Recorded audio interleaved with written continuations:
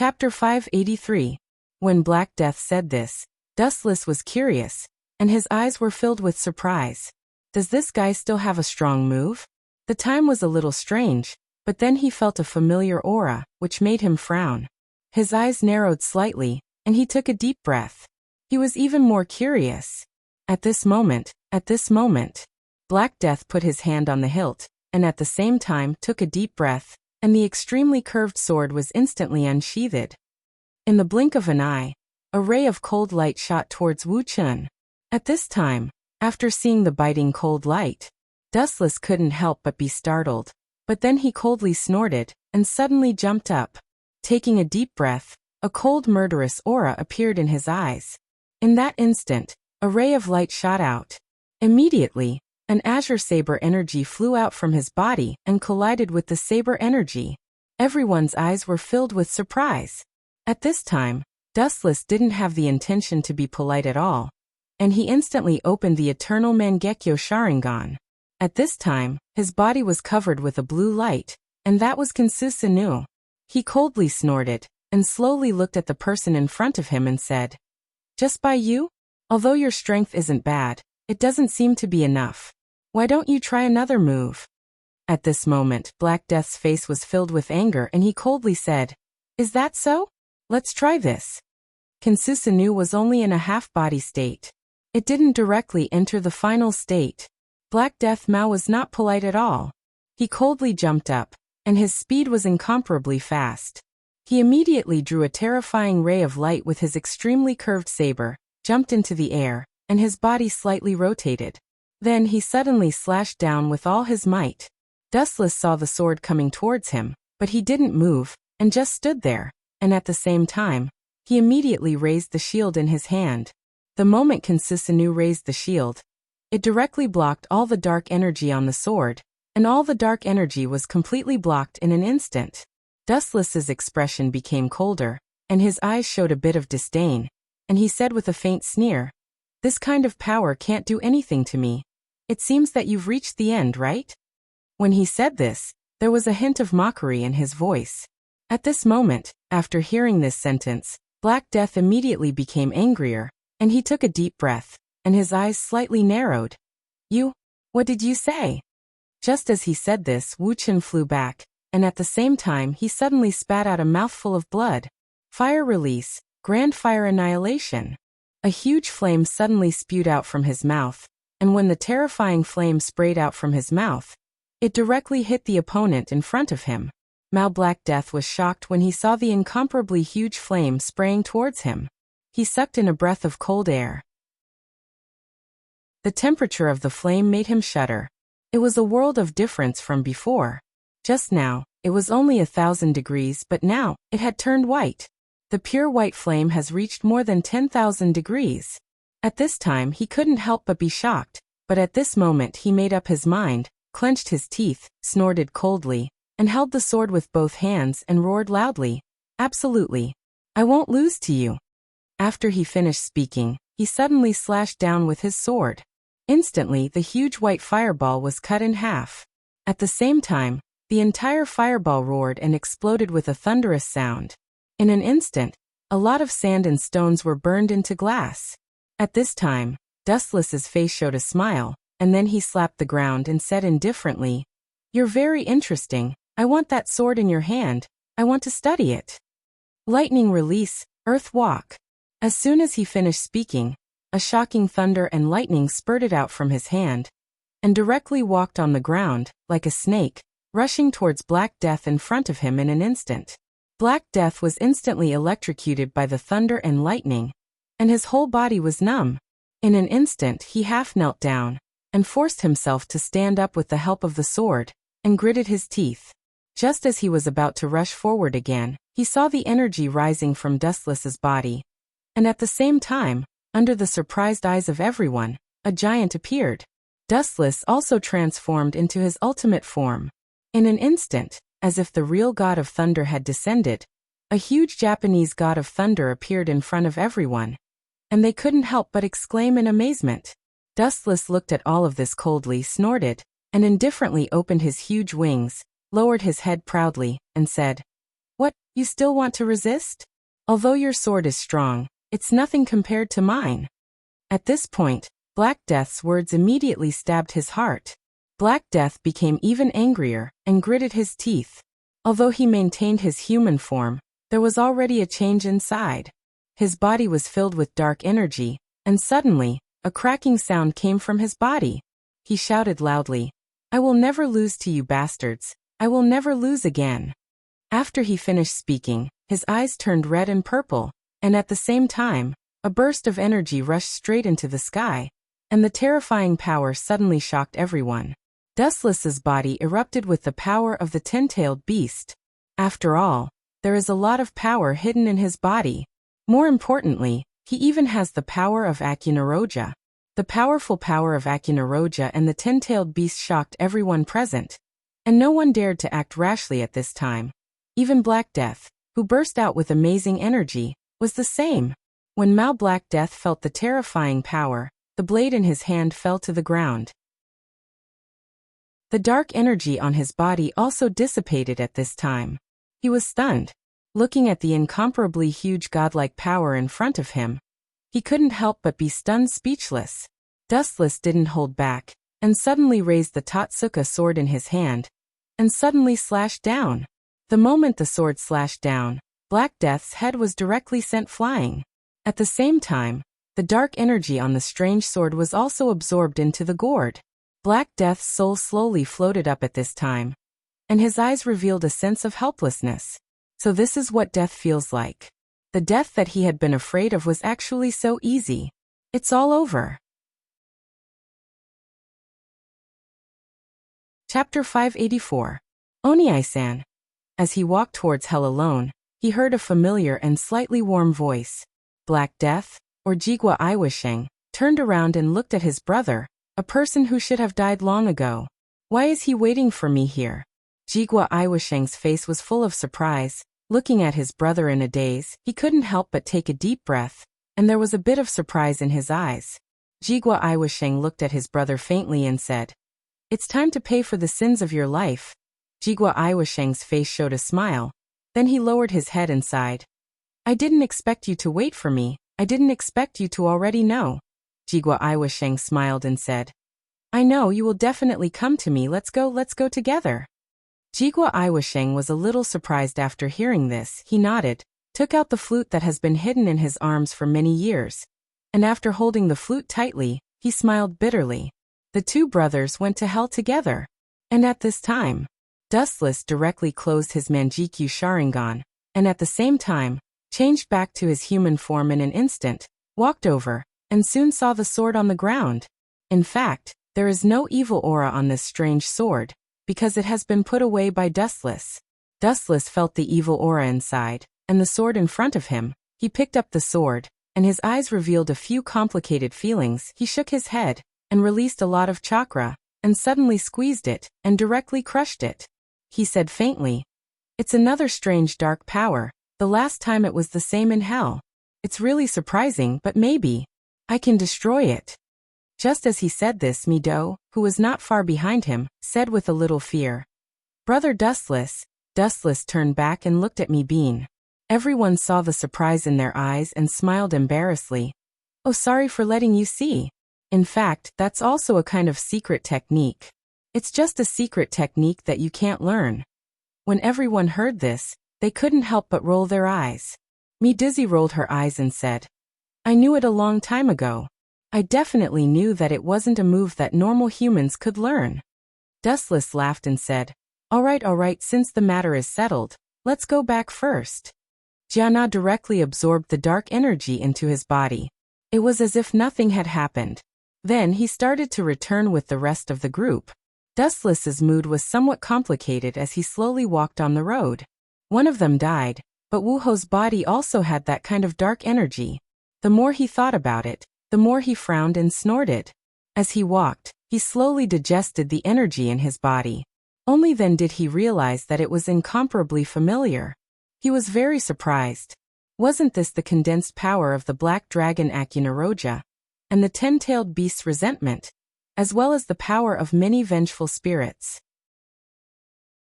The more he thought about it, the more surprised he became. Why would such power fall into their hands? This shouldn't be the case. Could it be that those stones? He suddenly remembered the stones left behind after the Rashomon was shattered. Could it be that they passed through there? Because the Rashomon was summoned by him, it contained his own power. The Rashomon was a place where evil spirits gathered, so there were many vengeful spirits and evil spirits. At this moment, Dustless understood. After coming over, he narrowed his eyes slightly and took a deep breath. At this moment, Tan Zhilong, who was beside him, seemed to have noticed what he was thinking about. He said strangely, "Dustless, are you thinking about something strange? I keep feeling that you have a lot on your mind." After Dustless heard this, he smiled bitterly with a little helplessness. He sighed and said, "It should be something that I can't help. Sigh, there's nothing I can do about it." Just as he said this, Tan Zhilong was very puzzled and said, "Ah, if that's the case, then what is it?" Dustless said at this moment, "No misery, it's about that guy's power. That guy's power is actually very close. It's a very taboo power in my hometown. It's a very terrifying power. Under normal circumstances, very few people would use that kind of power. I don't know where he got it from." Just as he said this, Tan Zhilong was suddenly stunned. He blinked his eyes in surprise and said in astonishment, "It can't be." Dustless smiled bitterly and scratched his head. "His body contains that kind of power. I can feel it so." Tan Zhilong narrowed his eyes slightly and took a deep breath. He said with a slightly strange feeling, "Ah, so it's like that? That's really strange. In the past, I heard people say that no misery seemed to have become like that because of some kind of drug. But after hearing what you said, it seems that things aren't quite the same." Just as he said this, Dustless smiled bitterly and said, "Actually, I'm not very clear about this. I only know." Speaking up to this point, his eyes became sharp. He stood up and said, "Maybe there's some connection. But now we still have to find him. Otherwise, we won't be able to confirm this matter. We have to quickly get rid of that bastard." Speaking up to this point, his eyes became even sharper. He coldly snorted and took a deep breath. He wanted to quickly get rid of that bastard. He didn't want to feel that kind of power again.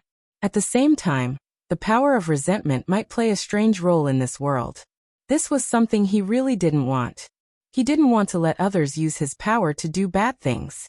Last time, he let Nero take control of a part of it. It was already very dangerous. If something happened this time, it would be very troublesome. He thought this in his heart. After hearing his words, everyone was stunned for a moment. Then they all nodded. Soon, everyone arrived at the small path. However, they heard a voice. "This time, we will definitely be able to eliminate no misery. As long as the time is right, we can directly enter Limitless City." "That's right. That's right." After Dustless and the others heard this, they felt a little excited. They hurriedly walked into the courtyard and saw that everyone was already there. Dustless and the others had just returned. Everyone immediately turned their heads to look at them. Chapter 585. The old address of the Bladesmith village was shrouded in smoke. At this time, a gloomy man in a suit appeared here. His eyes became colder and colder. He looked at the ruins coldly and felt the energy in it. He couldn't help but have a complicated expression as he clenched his teeth. Dancing ghost Ming Wuxia came here, but this time, it wasn't for a mission, nor was it to kill the ghost killer team. It was because he felt that his subordinates had died here. At the same time, he also felt that a force close to him had died here. At this moment, after he came here, he suddenly understood that his former hometown, the person who was out of his control, Black Death Mao, Jigua Yansheng, is dead. At the same time, 2 of his subordinates had died here, and there wasn't even a corpse left. What was left was obviously completely dissipated. It was impossible for them to be resurrected. This made his expression extremely gloomy, and his eyes revealed a thick murderous intent. He clenched his teeth and looked at the gloomy weather. His expression became colder and colder. Although he could walk under the sun now, he wasn't satisfied with just walking under the sun. What he wanted to do was to make the whole world fall into darkness. Now that he had directly lost an ally and two subordinates, he was extremely angry. He clenched his teeth and took a deep breath. His eyes revealed a thick anger as he said, "Dustless." Just as he said this, a voice sounded in his ear. I didn't expect my brother to die so soon. What a pity." Dancing Ghost Ming Wuxia wasn't surprised after hearing the voice. Instead, he muttered to himself, "You have to be careful too. If I die, you will die too." Dancing Ghost Ming Wuxia knew who was talking in his body. It was the guardian ghost of Luoxing Men. Luoxing Men had a total of 3 guardian ghosts, and now, one of them had died. There was one in Dancing Ghost Ming Wuxia's body, and the other one was completely materialized. If for some special reason, his power hadn't fully recovered, so he hadn't appeared. The elder brother, the ghost of Rashomon, said coldly, "You can try. I've given you power, so you must fulfill your promise. This is the entire content of our deal. You must fulfill it. I've already given you power." Ghost dancer Ming Wuxia was cold. He narrowed his eyes and said, "I know what you mean. This time, I will kill everyone in the Ghost Killer team. At the same time, I will create a world like yours. Because that is what I want to." His murderous aura surged as he spoke. This time, he had already set up the best trap. It was much better than the last time. This time, he would make all the members of the Ghost Killer team fall into the trap. He would have a chance to kill all of them in one fell swoop. By then, no one would be able to stop his hegemony. He would become the king of the dark world. At this moment, in the headquarters of the Ghost Killers. After listening to the plan, Dustless had some doubts. He frowned and asked curiously, "How did you come up with this plan? Why do I feel that it's a little unreliable? It doesn't seem that easy to kill him. How did you find the entrance to his final nest so quickly?" Just as he said this, Undying Gawa immediately said, "We've already investigated it. There is an entrance not far from the entrance of a cave. If we enter, we can directly find that bastard and kill him." At that time, Dustless interrupted, "Don't be so naive. That guy will definitely have defenses. Also, where did you get the information this time? What's going on?" Just as he said this, everyone was stunned for a moment. Then they heard Tomioka Yoshihide say, "The information came from a member before he died, so we have reason to believe that it's true. Of course, I also think that it's true because our members have no reason to lie to us. Also, we sent people to verify that there is an entrance there, but we don't know if it's the entrance to Limitless City." After hearing this, Dustless touched his chin and took a deep breath. He narrowed his eyes and said, "If that's the case, then let me go with you. Maybe it will be useful. If only a few of you go, then it's completely unreliable. Let's go together. After all, I also want to kill him." After hearing this, Yoshihide Fuji said, "But you haven't recovered yet. You just went through a battle. If you go with us, then wouldn't it be?" After hearing this, Dustless smiled and said indifferently, "Don't worry, I'm fine. I'm just afraid that you won't be able to cooperate with me. If possible, let's go together." Lamenting Yu Xingming nodded and said, "If that's the case, then let's go together." Everyone was full of confidence when they heard this. At this moment, Dustless felt that something was wrong. He frowned slightly and took a deep breath. He couldn't help but think, those guys must have arranged something in that city. However, as long as he was there, nothing major would happen. At most, there would be some twists and turns. He could definitely eliminate that bastard. Even if he wanted to catch a turtle in a jar. Dustless also knew that as long as he was there, no one else would be able to do this move, because with his strength he wouldn't let anyone die there, and he would definitely be able to kill all the ghosts inside. At this moment, Limitless City. Looking at the newly created subordinates in front of him, Wraith Dancer became even colder. He had lost many of his subordinates during the first quarter moon. The only one left in front of him was the newly appointed Song Nu, and Iyu. Only the older generation of the first quarter moon was left. Tong Mo, Tailang and Zuiji. This kind of faction was a bit embarrassing and unpleasant. Although their strength had increased a lot, it was inevitable that there would be accidents. Dancing Ghost frowned. He looked at the people present and said, "This time, the mission will be even more difficult. As long as they enter the city, You must find a way to kill them all. I will cooperate with you and you must not let them escape. This is the plan I'm giving you. Do you understand? Everyone immediately replied in unison. We understand. Chapter 586. 3 days later, Dustless led the group to the entrance of the city. It was a narrow cave, but they could feel a special energy bursting out from it. The corners of his mouth curled into a smile. If there was spatial energy, then things would be easier. With that thought in mind, he calmly said, Everyone, if you split into small groups, you must be careful. Don't act rashly. We must find Wu Ku, who is hiding in the city. Don't let your emotions get the better of you. Everyone immediately nodded in agreement.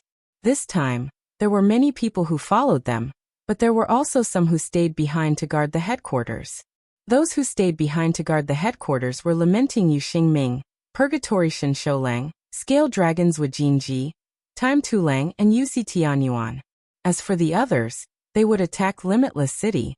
There were still many important items and important people in the headquarters, so they had to leave some people behind to protect them. However, with or without them, their hearts calmed down a lot. This time, the attack would definitely succeed. Dustless quickly led the group and directly stepped into the space. As soon as they entered, they directly walked into a strange space. Various rooms floated in it, giving people a strange feeling. Dustless felt that the space was chaotic, and energy was unceasingly flowing in it. He coldly snorted and slightly narrowed his eyes. He took a deep breath and suddenly widened his eyes, turning them into the whites of his eyes. In an instant, he directly saw a wave of energy moving. It was the energy that belonged to his own body. With a cold snort, he turned around to look at the group and said, Everyone, you must be careful. I have already found the target. I will chase after him first. You must be careful. After he finished speaking, he immediately jumped up and rushed forward. His speed was so fast that people couldn't help but jump in fright. After he left, Miduzi looked around and blinked. At this moment, she felt the floor move. She took a deep breath and suddenly punched the floor, causing everyone to jump in fright. The floor was directly smashed open, and at the same time, a ghost jumped out from it. Miduzi was incomparably fast as she retreated backwards. At this moment, the ghost that came out from the crack was none other than the prostitute Taro, who had obtained a new power. A cold murderous look appeared on his face. Behind the crowd, a woman's laughter could be heard. You're all dead. How dare you barge in here? My lord said that he would capture all of you here and kill all of you. As soon as she finished speaking, everyone turned around and saw an extremely beautiful female ghost. At the same time, she was wearing a gorgeous dress and exuded a cold murderous aura. She looked at everyone with disdain. Purgatory Xing Shoulang quickly pulled out his saber and instantly entered the second form. At the same time, his eyes became ferocious. Flames ignited on his saber as he looked at everyone and said, Let's begin. When the crowd heard this, they immediately agreed and nodded their heads. Every one of them revealed a cold killing intent. The killing intent floated up and directly targeted the two ghosts in front of them. Purgatory Xing Shoulang's eyes suddenly widened as he charged at the prostitute Taro in front of him. Harlot Taro, I was afraid of that crazy broadsword. Instead, he raised the hook in his hand to block it. The hook in his hand blocked the saber. However, immediately after, a powerful flame energy gushed out and pressed down on him. He couldn't help but jump in fright. Miduzi didn't have any reason to be polite. She suddenly jumped up and clenched her fists. Huge waves of water surged out of them. She shouted loudly, You bastard, go die for me. Flood Dragon. As her voice fell, she clenched her fists and punched at Taro. Dr. Taro took a step back and jumped onto another building. The building on the roof was drifting away. He clenched his teeth and took a deep breath. He quickly swung his hook, and his hook instantly turned into countless hooks. At the same time, blood-red hooks appeared and surrounded everyone. However, at this moment, a voice rang out. Breath of the Beast, complete set. As soon as the words left his mouth, he saw two huge swords slashing toward Taro the Needle Prostitute. The wild fighting style, the two sabers with sharp teeth, and the appearance of a pig head made people feel that it was a little funny. However, that saber slash was solid. With a crack, it cut through the bones. The brothel owner, Turung Jia, was struck in the shoulder by the saber. Half of his body was chopped off. He sucked in a breath of cold air, and quickly jumped into another house. At this moment, the powerful force that accompanied the fall of the saber instantly destroyed the house that he had just occupied. After destroying the room, Inosuk felt that he couldn't stand steadily. He suddenly jumped back to his original platform. She coldly sighed, looking with a bit of disappointment at the prostitute Taro, who was standing on top of a floating house not too far away.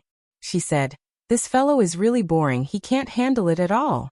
Just as he said this, Taro clenched his teeth and felt his scalp go numb. This guy's strength really couldn't be underestimated. As he thought of this, his eyes were filled with shock. He clenched his teeth tightly. For a moment, there were some things that he didn't want to believe. However, in reality, he really couldn't win against this guy.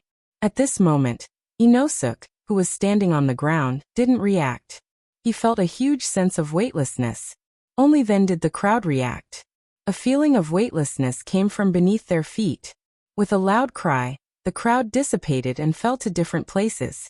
Taro heaved a sigh of relief. He and his sister were used as bait to lure them deeper. Therefore, at this time, they had to directly lead them in. Otherwise, they wouldn't have appeared here. Seeing her brother injured, fallen concubine quickly came forward and said, "Brother, are you okay?" The prostitute, Taro, shook his head and said with a bitter smile, "I really wish that woman could move faster. Otherwise, I'd be dead for sure. That fellow's blade is truly sharp.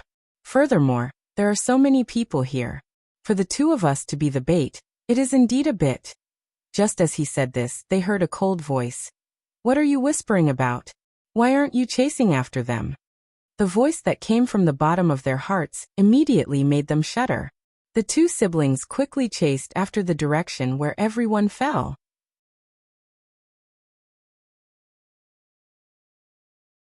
Chapter 587.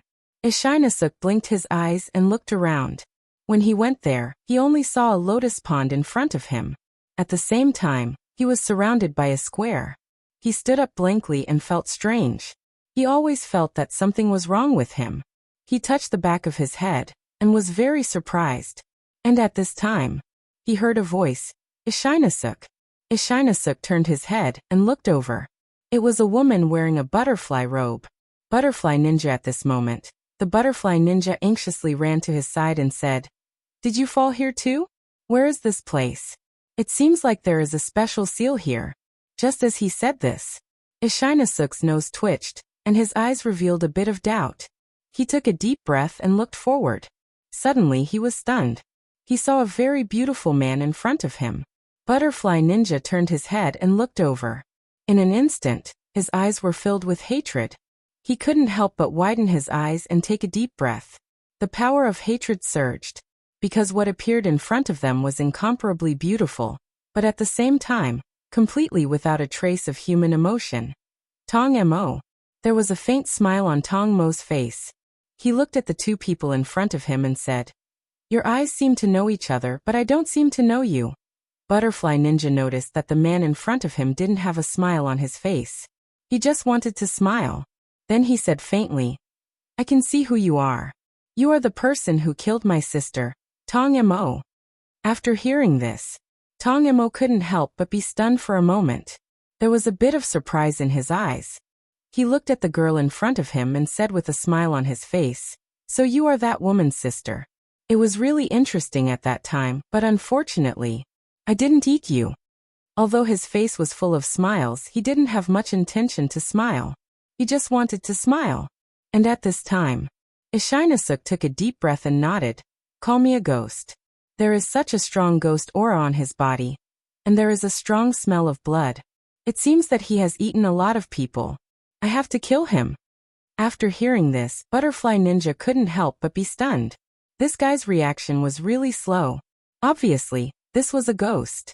At this time, Ishinosuk directly threw the pig head on his head on the ground and took a deep breath, revealing a beautiful face like a girl. Butterfly Ninja was stunned for a moment. Didn't this guy refuse to take off the pig head? How come now? Tong Emo took off the mask in front of him and said very strangely, "I remember, you are that woman's son." Ishinasuk took a deep breath at this time, shook his head and said strangely, "Although I don't know who you are talking about, I know that you should be a very familiar person to me, but you are a ghost, so let's kill you first." Just as he finished speaking, he abruptly pulled out his two blades and placed them in front of him. Tong Emo looked at Ishinasuk in front of him with some puzzlement. He said strangely, "What's the use of this? It's really strange." At this time, Butterfly Ninja immediately pulled out the sword in her hand.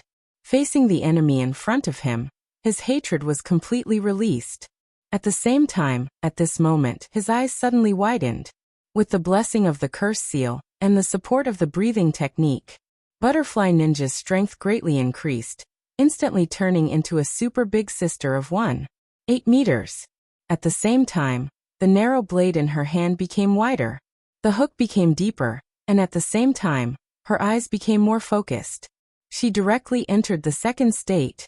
Butterfly Ninja coldly looked at Tong Emo and said, "I will take revenge." Tong Emo gently waved the ice fan in his hand. His face was full of disdain.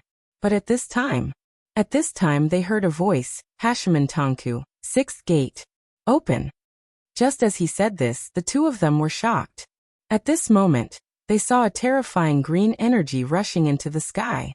Kahirai Ishinasuk's division and concurrent position opened the 6th gate in an instant. The terrifying energy swept out in all directions. At this moment, even Tong Emo, who was the second first quartermaster and had obtained a brand new power, could not help but suck in a breath of cold air. What was wrong with this stinking brat? Something was wrong, too wrong. Why was this fellow so strange? His power. Tong Emo frowned. For a time he clenched his teeth and took a deep breath. For a while he was speechless. What's wrong with this guy? Why? At this time Ishinasuk wasn't satisfied. His eyes suddenly opened wide and then he shouted, "Don't underestimate me. I haven't used my full strength yet. Let me try this." After he finished speaking, the energy in his body rose, and the sound of an explosion was heard. The terrifying power gushed out, and the amazing strength was finally displayed. 6th gate. Open. At the same time, his skin instantly grew spots. What was even more exaggerated was that the energy rising from his body seemed to be completely endless. This terrifying power made people shudder even though it was not cold. This incomparably terrifying power suddenly made Tong Emo clench his teeth. For a while he quickly said in surprise, "What's going on? Why is it like this? How could you possibly have such power?" The Butterfly Ninja also took a deep breath. His eyes narrowed slightly, and he said faintly, "Not only him. I won't let you go, I will definitely cut you." At this time, the immortal breathing technique also came into effect. The moment the Butterfly Ninja's eyes widened, the energy surged, and in an instant, the surroundings fell into turmoil. The first time in history, Tong Mo's heart was finally filled with fear. That was because this was a power that far exceeded his own. It was a power that was practically impossible to defeat. What kind of power was this? This caused his scalp to involuntarily turn numb. His eyes were filled with terror as he involuntarily jumped in fright. What's wrong with these two guys? It shouldn't be, with this kind of strength. How can they become so strong? Why is it like this? The more he thought about it, the more fear he felt.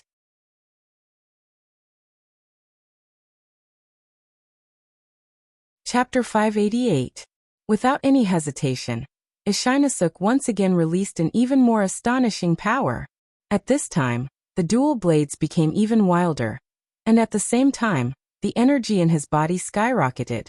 At this time, Ishinasuk had completely entered the second state, and at the same time, the strength of his body increased by a lot. His eyes turned red and purple. He picked up the two wild fang blades and slashed towards Tong Emo in front of him. Tong Emo saw the two wild fanged blades slashing towards him. Tong Mo's eyes were filled with shock. Blood ghost art creeping lotus. The icy white fog formed vines one after another, and directly rushed towards Ishinasuk, who was attacking in front of him. The energy in Ishinasuk's body was very terrifying, although he didn't have any attack skills. However, It was incomparably terrifying.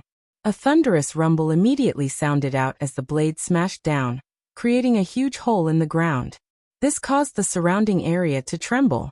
The powerful and terrifying strength caused Tong Mo's scalp to involuntarily turn numb. In an instant, he hurriedly retreated dozens of meters away. His eyes were full of surprise, and he was shocked, and he clenched his teeth. This guy's strength is very fast. How can it be so exaggerated? Insect's breath, butterfly's dance tease. At this time, the butterfly ninja suddenly jumped up, and the blade in his hand that had become incomparably wild slashed 5 times in a row.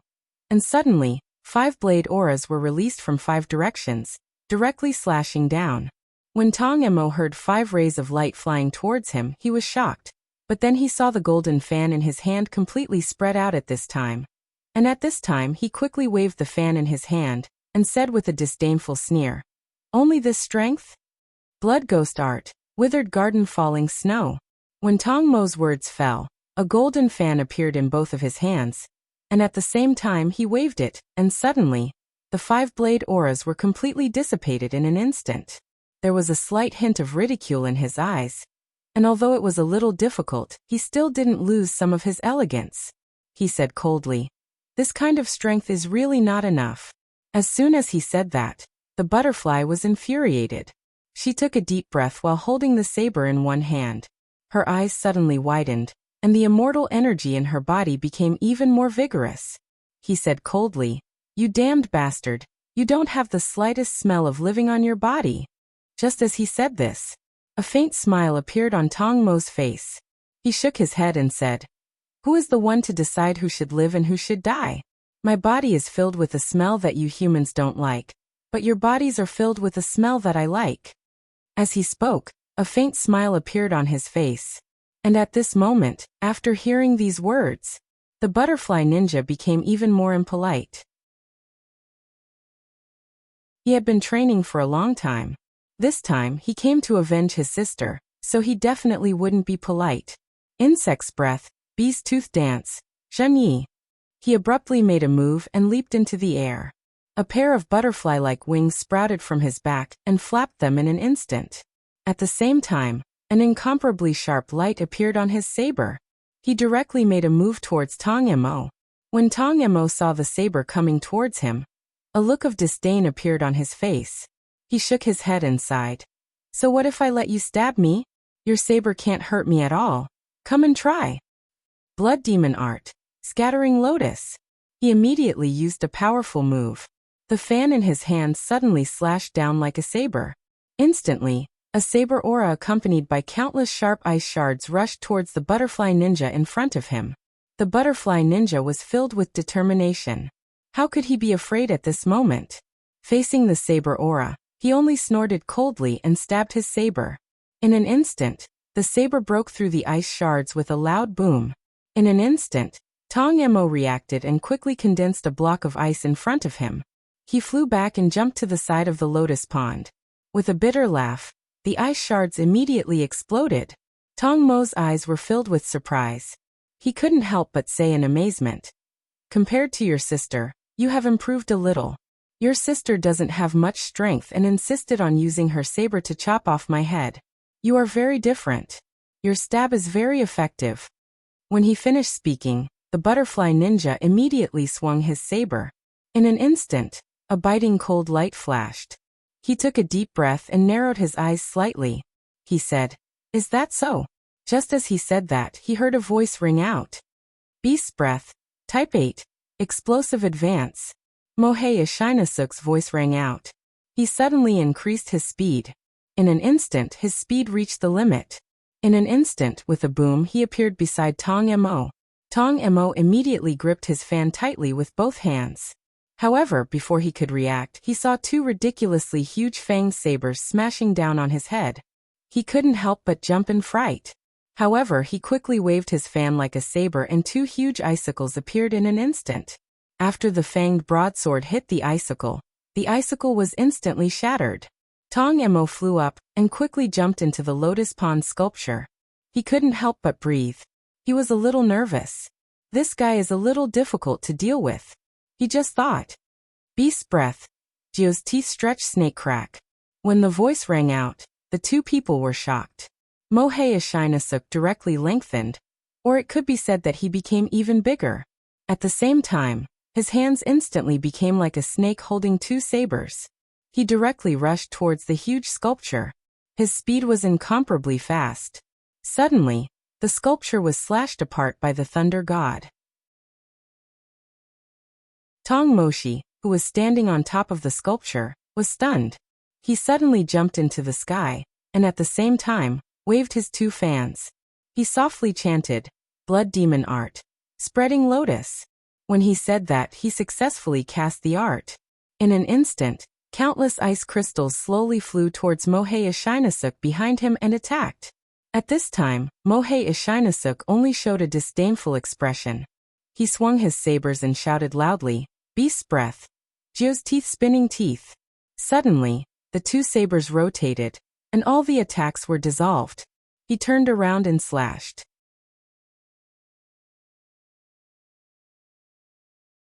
Chapter 589. Tong Mo was a little surprised and immediately turned around.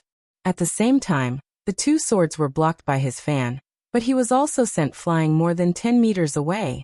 Saito Ishinasuk has been in 3 states for a long time, so he was a little tired. But soon he gritted his teeth and said, "I'll fight for a chance, I'll kill him with one slash." Hearing this, Tong Mo nodded. The butterfly ninja grunted and nodded. Then he took a deep breath and jumped up. The saber in his hand spun and opened up. Insect's breath, fly's dance, compound hexagon. The butterfly ninja didn't hold back, and in an instant his wings grew again. The sword in his hand stabbed towards the enemy in front of him. Tong Mo saw the butterfly ninja stabbing towards him, and his face was a little confused. Is this guy stupid? How can he attack? Just as he was thinking this, he couldn't help but be stunned. The one in front of him suddenly turned into 6 people, and at the same time, they attacked from 6 different directions. When Tong Mo heard this scene, he couldn't help but be stunned for a moment.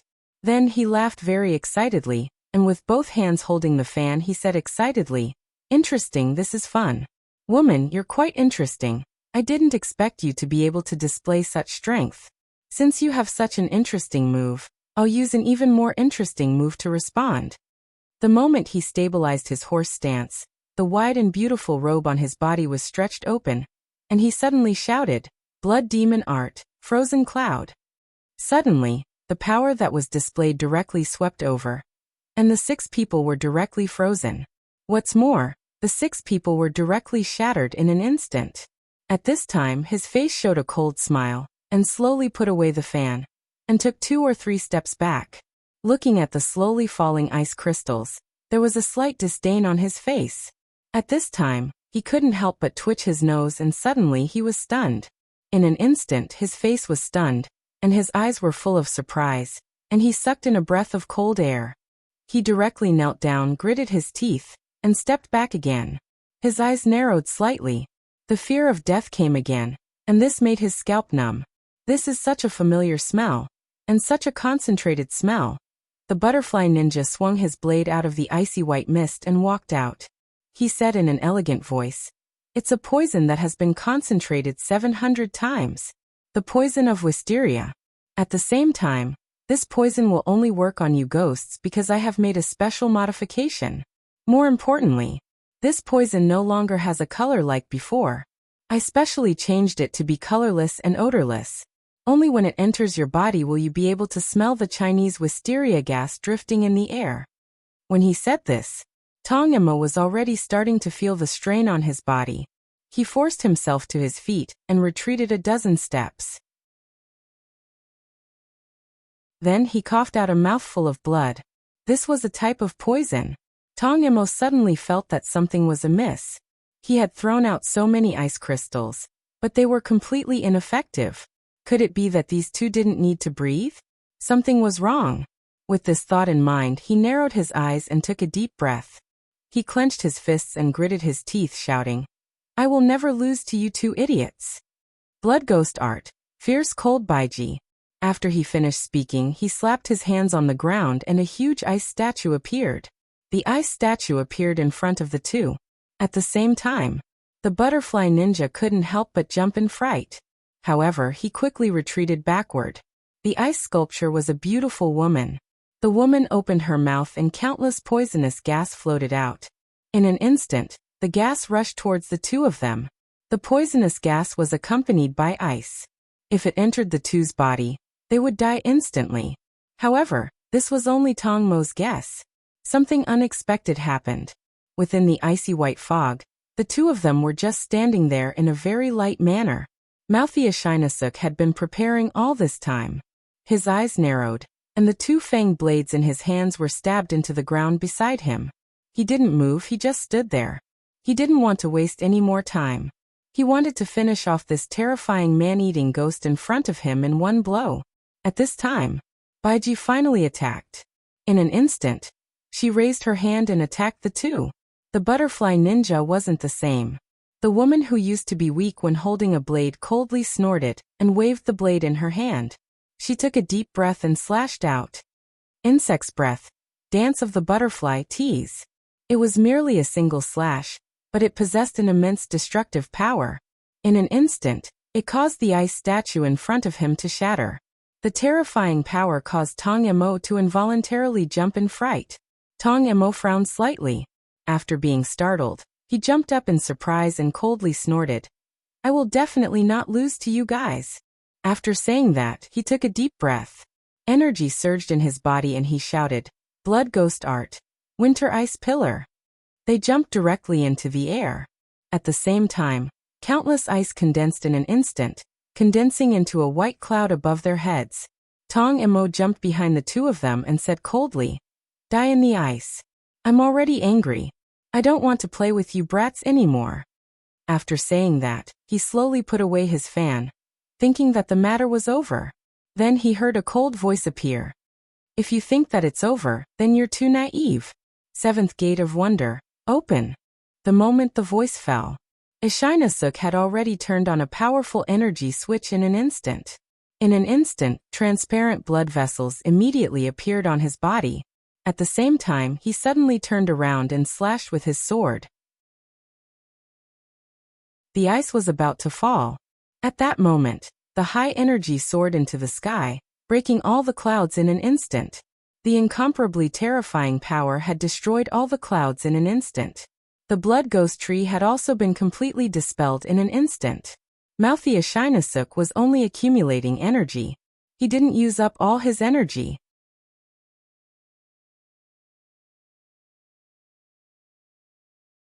Chapter 590. When Tong Mo saw this, he couldn't help but jump in fright. The butterfly ninja seized the opportunity and jumped up with incredible speed.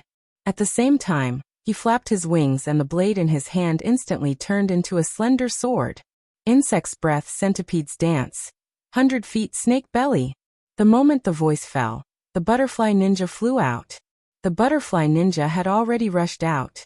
The thin arrow in his hand was as thin as a toothpick. He quickly attacked. Tong Mo didn't have time to see clearly, but he discovered that there were hundreds of wounds on his body. He couldn't help but jump in fright and quickly retreated. In half a second, there were hundreds of holes on his body. But soon, with the ghost's regenerative ability, he quickly returned to his original state.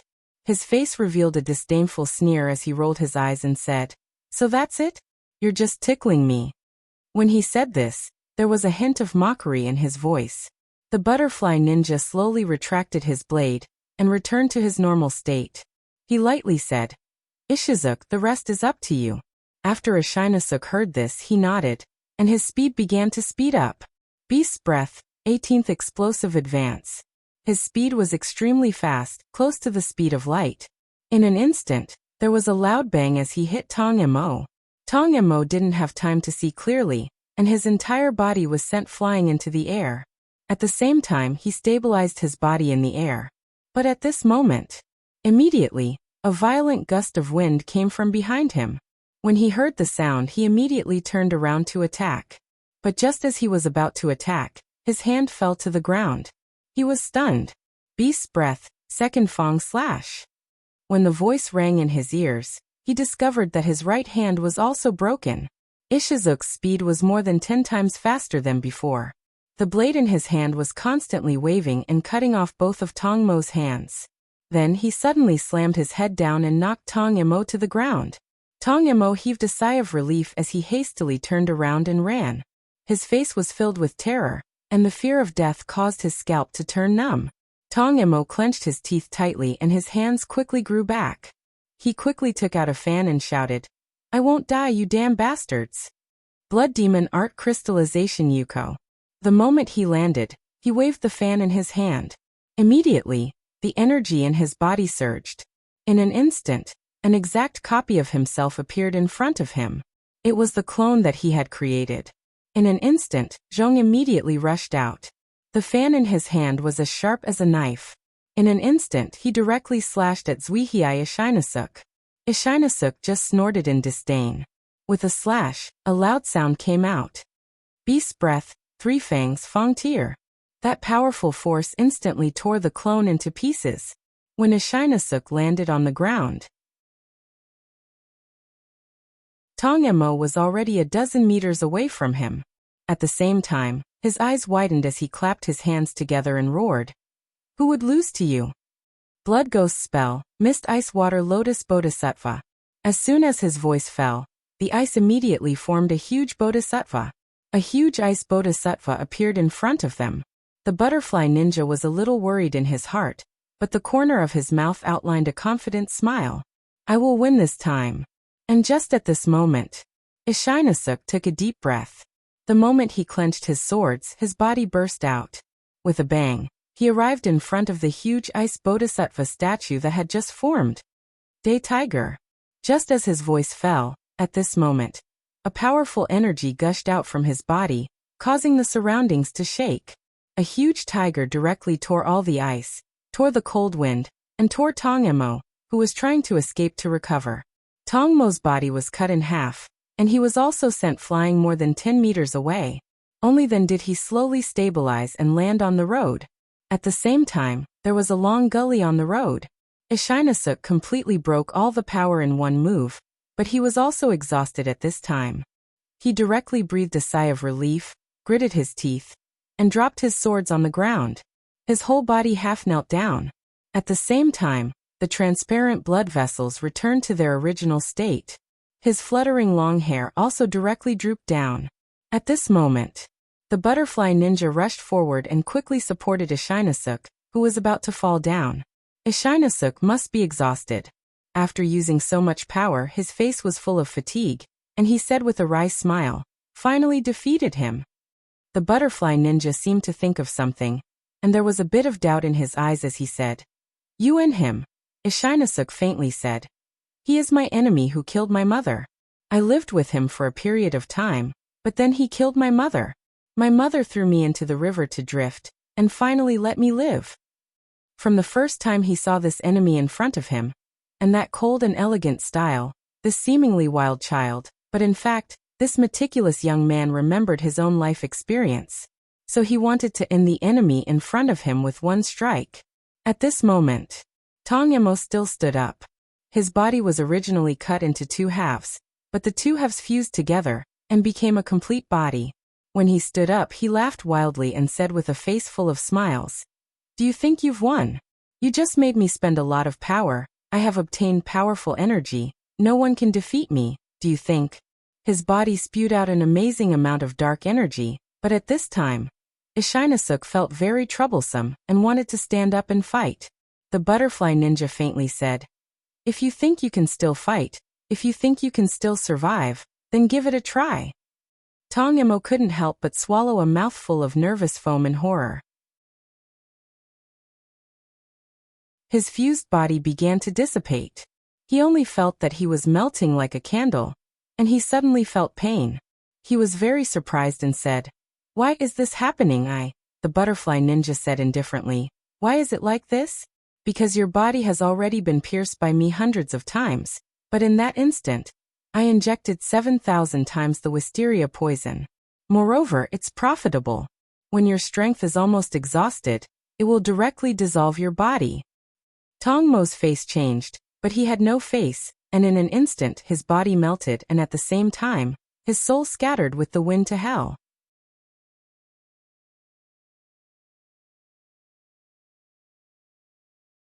Chapter 591. On the other side. Wu Chen was a little more vigilant when he looked around. He snorted coldly and chased after the power of darkness. At this time he came to a shabby room. Looking at the energy surging around him in the shabby room, he said coldly, "Come on." Just as he said that, then he heard a voice coming from behind him. "You really chased after me. That's great. Then let me kill you right here. I'll take your body and become a real human." Dustless turned his head and looked over. He couldn't help but be stunned. That was a person with only half a face. Half of that person's face was that of a human, while the other half had a disgusting appearance of boiling flesh and blood, as if it had been boiled alive. He was 1.9 meters tall, with a saber hanging from his waist and a hideous ghost armor on his body. His appearance made people feel nauseous and disgusted. Dustless looked at the man in front of him and said indifferently, "Who are you? I've never seen you before." After hearing this, the man's ugly and disgusting face showed a cold smile and said, "You don't need to know who I am. You only need to know that I'll take your body and soul and become a real powerful human. I'll become a god." Dustless felt strange. Why did this man's words not make sense? It was inexplicable. At this moment, the man laughed loudly. He suddenly pulled out his saber and slashed directly at Dustless. Dustless saw the man's saber slashing at him. He snorted and instantly activated the lightning armor. He flew back and the saber slashed at the air. Dustless pulled out his saber in an instant. The saber was covered with a thick heavenly cursed 1,000 birds. The heavenly cursed 1,000 birds released a shocking cry at that moment. It rushed forward and slashed at the man. The man's saber blocked it in an instant. The saber and the spear collided, and sparks flew. However, the energy on his body was able to completely isolate him. Dustless's face was slightly surprised. He narrowed his eyes and said curiously, "I didn't expect you to be able to do this. I really don't know how you did it, but I'm very curious." Just as he said this, the man said coldly, "Don't be curious. I'm the devil in your heart. You just accidentally released it. So go to hell." After hearing this, Dustless was even more puzzled. Then he saw the man suddenly increase his strength and directly pushed Dustless away. Dustless landed on the ground. When he stood firmly, he snorted. Energy surged. He took a deep breath and formed a seal with one hand. He snorted coldly. He narrowed his eyes, took a deep breath, and suddenly exhaled. Fire escape. Grand fireball. A huge fireball was spat out from his mouth. It directly caused the surroundings in the room to burn. However, he only felt a cold ice power rising in an instant. An incomparably oppressive cold ice power appeared on the man's body, instantly causing the temperature to drop. At the same time, the fireball was split open by his saber in an instant. He looked coldly at Dustless and said, "With your strength, you can't kill me. Moreover, you can only supply me with energy." After he finished speaking, he laughed loudly. He held the saber in his hand, jumped up, and slashed at Dustless. Dustless felt the saber coming at him again. He snorted coldly. His expression changed again and again. He took a deep breath and gently stepped back. Energy gathered in his hand. Suddenly, the power of chi magic appeared in his hand. He shouted loudly, "Demon's ghost leave." As soon as he finished speaking, countless talismans appeared in his palm. He slammed his palm forward. The sound of thunder exploding rang out, and the powerful force immediately sent that terrifying person flying. He fell to the ground, and at the same time, there was a burnt stench on his body. The man used his saber to support his body and quickly stood up. His face was filled with disbelief. He said in surprise, "Why is it like this? It shouldn't be. How can you do this?" After Dustless heard this, he snorted coldly and said with a faint smile, "What can't I do? Do you really think I'm a fool? Can't you see? Your body has an extremely strong smell of hell, and it also has the smell of my body. I can guess that you're the ghost of Luoxing's sect." After hearing this, the man's face suddenly changed. He couldn't help but reveal a deep surprise in his eyes. He said, "How did you?" Dustless shook his head and sighed. He said with a helpless face, "You're really too stupid. You want to go against your master? I know you're not convinced, but your strength is too weak. Moreover, your thinking is too immature. You dare to fight with me? You must be joking with me. After saying this, he gently walked forward. At this moment, the energy in his hand surged. The 5 elemental energy gathered on his 5 fingers. The ghost of Luoxing sect didn't dare to resist, and was directly hit in the head. The 5 elemental energy on Dustless's 5 fingers entered the body of the ghost of Luoxing sect. Suddenly, his hand was like a tiger's claw, and he clenched it. The ghost of Rashomon let out a loud cry, and its entire body dispersed, turning into countless dark energy that merged into Dustless's body. At this time, Dustless coldly snorted. He shook off the blood on his hand and directly sealed the energy into his body. Of course, he used the power of chi magic. He coldly snorted and said, "I didn't expect to be able to attract such a bloody evil ghost. This is really interesting." He knew that there was another ghost of Luoxing sect.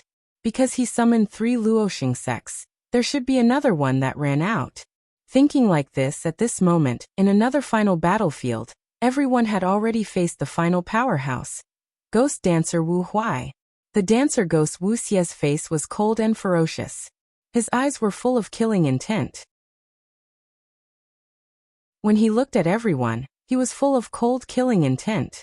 He coldly said, "Who do you think you are? You think you can kill me? That's impossible. No one can kill me. I'm immortal." He had been fighting with everyone for a long time. At the same time, he was a little tired, but the dark energy in his body forced him to endure.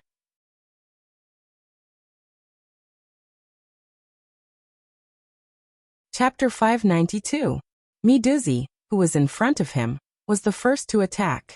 She roared, "You bastard, go and die. A scourge like you should die quickly." After she finished speaking, a huge amount of dragon energy condensed in her hand. The moment the huge dragon energy appeared in her hand, she punched out. A disdainful smile appeared on Onishi's face. Dark energy surged on his body. Although his shirt was completely torn apart, revealing his strong muscles, he calmly waved his hand. Immediately, dark energy surged out. Dark blood hand. Instantly, an incomparably huge dark blood demon hand appeared on the ground. That was to stop the enormous dragon chi. As a result, Midozi was blocked, and she was even pushed back by a powerful aura. When Tanziro heard that his sister's attack was thwarted, he coldly snorted and jumped up. At the same time, the blade in his hand spun and emitted light. "I won't forgive you." After saying that, he immediately slashed down with his blade. The blade carried a violent splash as it slashed down. After it slashed down, it instantly split the blood hand into 2. However, it was useless. More apprentices were born beside the crowd. One after another, dark soldiers were born. The dark soldiers immediately charged towards the crowd, causing a huge disturbance to the crowd.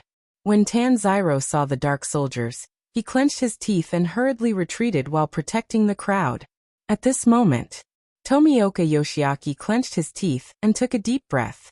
His eyes slightly narrowed as he said, "It seems that this guy is determined to kill all of us here." Tanziro also nodded and took a deep breath. He was already prepared to sacrifice himself, but the prerequisite was that he must defeat the enemy.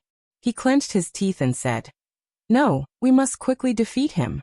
If we continue to waste time like this, we won't have a good ending." At this moment, Miduzi was also slightly affected. The dark energy caused her eyes to become sharper. She hurriedly said, "The dark energy on this guy's body can have a slight effect on our strength." Just as she said that, Purgatory Xing Shoulang nodded. After killing the 2 darkness soldiers, he discovered that the energy in his body had become even more irritable and difficult to control. He couldn't help but have a headache as he said, "Indeed, it is indeed difficult to control." At this moment, Undying Kawa, who was already incomparably wild, was completely indifferent. He held the dark green blade in his hand and jumped left and right. He had already killed a dozen dark soldiers. However, he knew that these dark soldiers were created. At most, they would be consumed. But for him, it would be even more. At this moment, Honeydew Temple's Mealy could not help but frown. Her eyes revealed a pondering look as she said, "This is even more troublesome. This guy seems to have an endless number of soldiers." At this moment, Outside the final battle gate. My wife, Shan-yi, couldn't help but have a solemn expression on her face. Looking at her senior brother who had completely fallen, she felt a little helpless. My wife Shan-yi took a deep breath and said, "Do we really have to guard this gate?" Her senior brother, Ling-yu, revealed a malevolent expression. The corner of his mouth curved into a cold disdain. He looked at my wife Shan-yi with a smile and said with cold mockery, "Aren't you the same as me now? I've become a ghost, and you've become neither human nor ghost. It's really disgusting. You were already very disgusting before. Now that you've become like this, it's really disdainful." My wife Shan-yi's words to her senior brother were completely unfounded.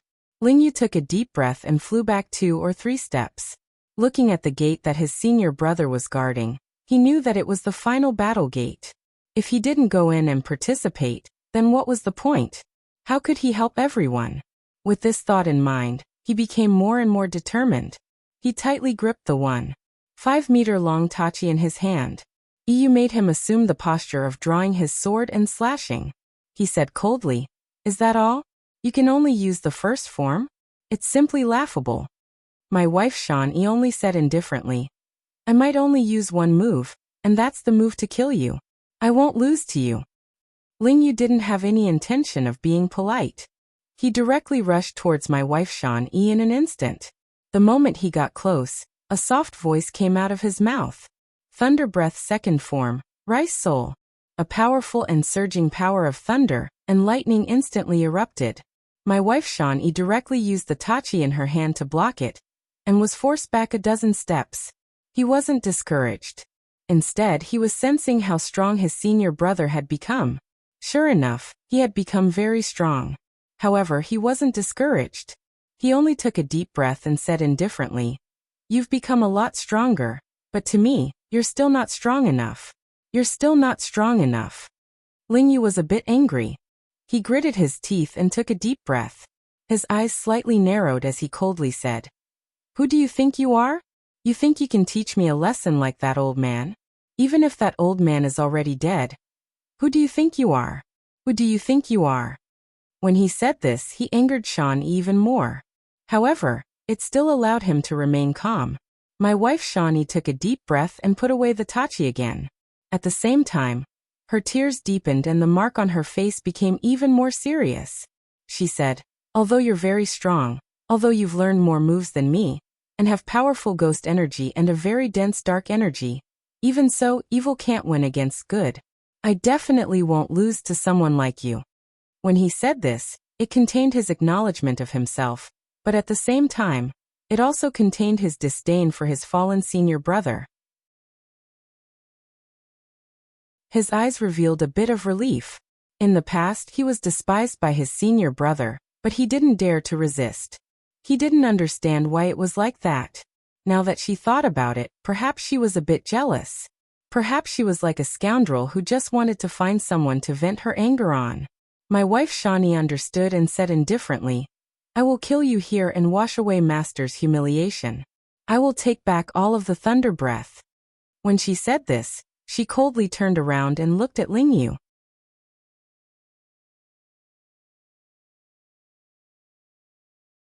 Chapter 593. When Yu heard this, he couldn't help but sneer. His eyes carried a bit of disdain as he laughed out loud.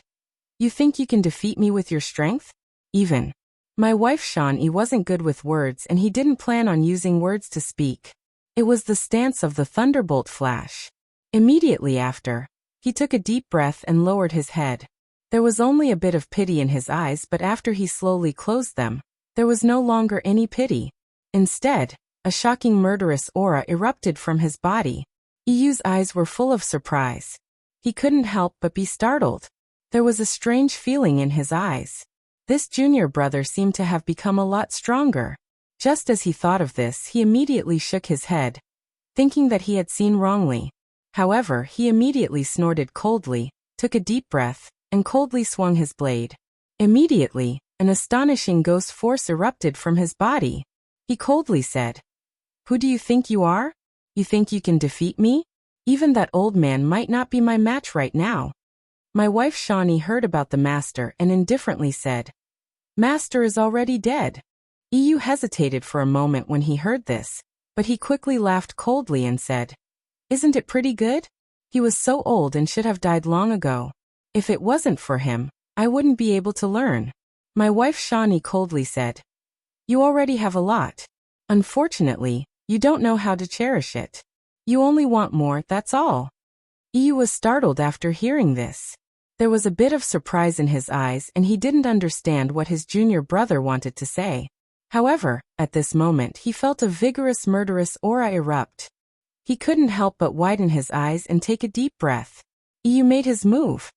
Thunder Breath 6th form, Thunderous Thunder Explosion. After he finished speaking, he directly made his move, but he was too slow. He had become a ghost and his physical fitness had greatly improved. Moreover, he had obtained a portion of the power of darkness. However, he was still too slow, too slow. My wife Shawnee's speed was unimaginably fast. Poochie. A sound rang out. My wife Shawnee's speed was so fast that it was unbelievable. She immediately appeared behind EU. He slowly put away the knife and said coldly, "You have already lost." EU lowered his head and looked down. There was a very long, slanted cut from his chest to his stomach. The wound ran through his entire body. He knelt down, his eyes filled with fear. When he turned his head, my wife Shawnee coldly said the name of the move just now. Breath of Thunder, 8th form Death Song. After saying that, suddenly, blood gushed out from the lantern district like a beautiful flower. My wife Shawnee's face was as cold as ice. There was no change at all. There was only a cold murderous aura on his face. Facing the murderer who killed his master, he no longer had any mercy.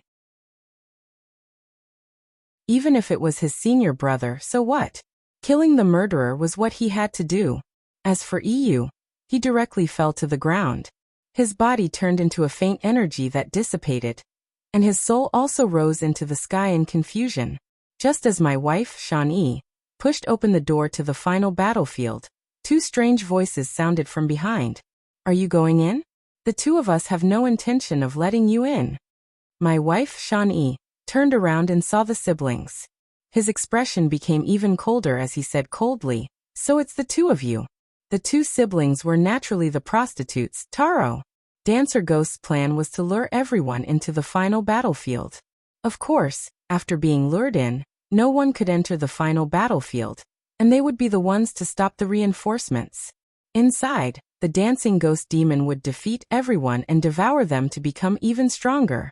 Then, they walked out of the final battlefield and killed all the reinforcements. The ones who stopped the reinforcements before that were the siblings. My wife, Shawnee, looked at the brother and sister in front of her. She naturally knew that it would be very difficult for her to deal with two first-quarter moons. However, he knew that he had to kill these two people. He didn't want to let any ghosts go. She took a stance and her expression became very cold. At this moment, Fallen Concubine laughed loudly. Her face revealed a disdainful sneer as she said, "Who do you think we are? Do you think we will be easily defeated by you? Are you the same as your useless senior brother?" Just as she finished speaking, the belts on her waist instantly moved. Super 8 belt slash. Suddenly, several belts directly turned into wide blades and launched a fierce attack towards my wife Shawnee. My wife Shawnee jumped and at the same time made a move. He didn't know any other Thunder Breath forms, except for the Thunderbolt Flash that he learned from his master. Since then he had never learned any other moves. However, he created his own move because he knew that if he couldn't learn any other moves, he could only desperately create one. This was him. My wife Shawnee. The blade was instantly unsheathed. The 1.5-meter-long blade was held with both hands and drew a big circle in the blink of an eye. My wife, Shawnee's eyes widened. In an instant she loudly shouted, "Thunder Breath, 9 form Full Moon Thunder." As soon as his words fell, countless bolts of lightning appeared beside him, directly shattering all the cloth blades that were flying over. Fallen Concubine received a terrifying power, and couldn't help but be shocked. She quickly retreated. However, my wife Shawnee, who was in midair, instantly grasped her retreating speed. My wife Shawnee's waist was full of lightning flashing. She loudly shouted, thunder breath form, thunderbolt flash. Then in that instant, a yellow light suddenly fell from the sky, and the broadsword directly slashed towards Fallen Concubine. Fallen Concubine Street was shocked. However, immediately after, they heard a cold and strange voice. You want to kill my sister? You didn't ask me. You want to kill people but you didn't ask me. The prostitute, Taro, really cared for his sister. In an instant, she flashed and took out 2 sickles. In an instant, she blocked the large blade and pushed it upwards. My wife, Shan-e, was pushed away. She crashed twice in midair before landing on the ground. However, the blade had already returned to its scabbard. At the same time, she half knelt on the ground, her hand holding the hilt.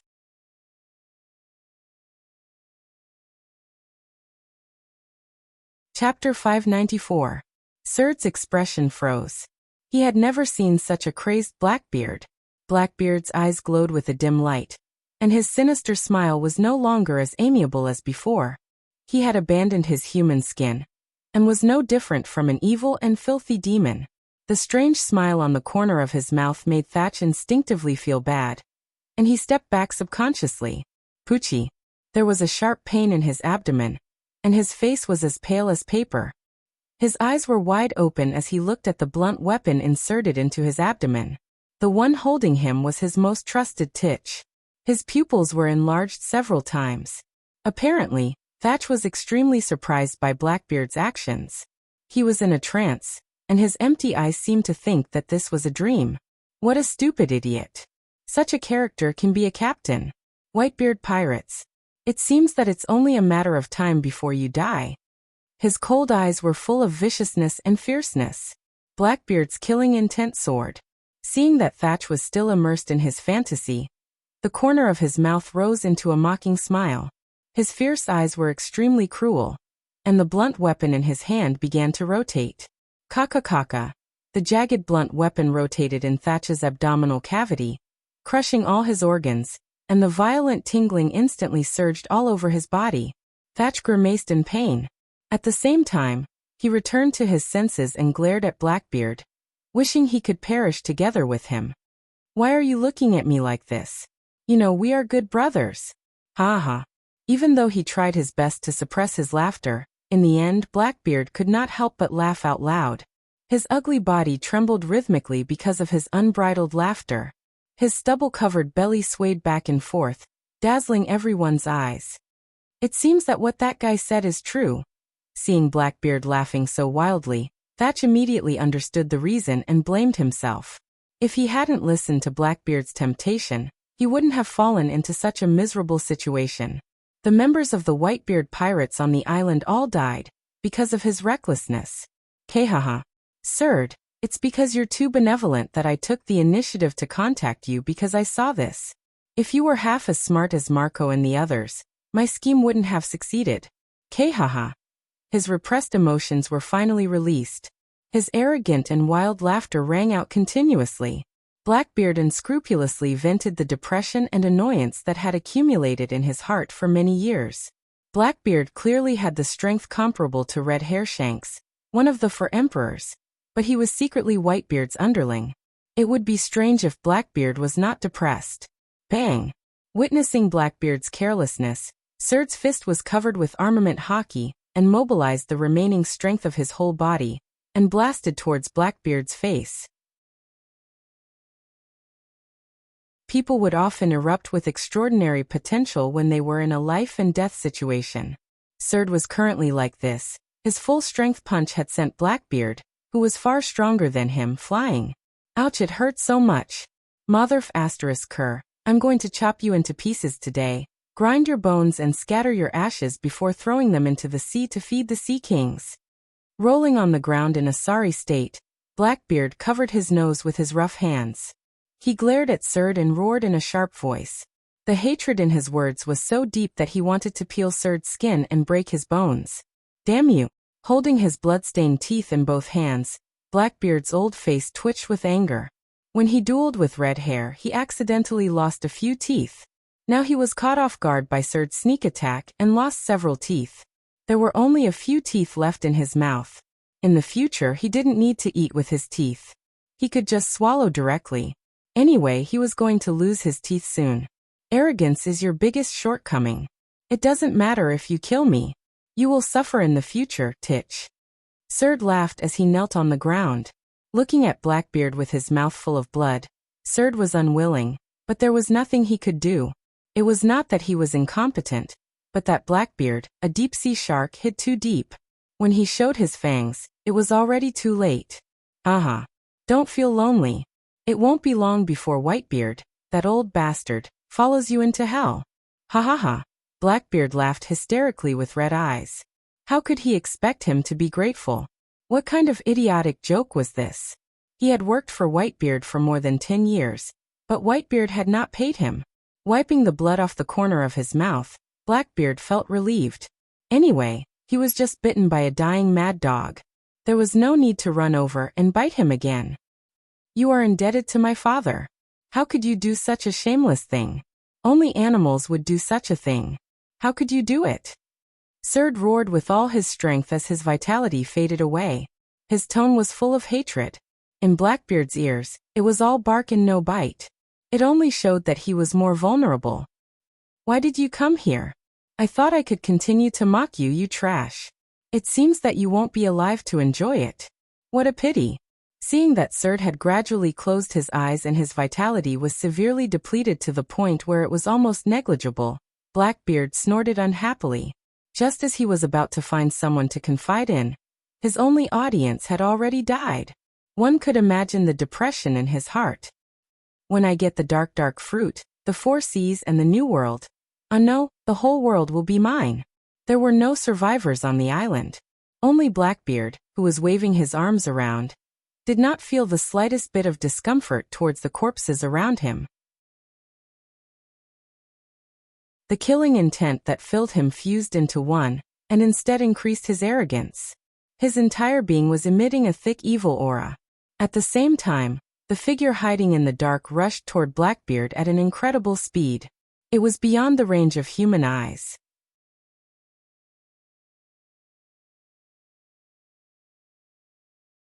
Chapter 595.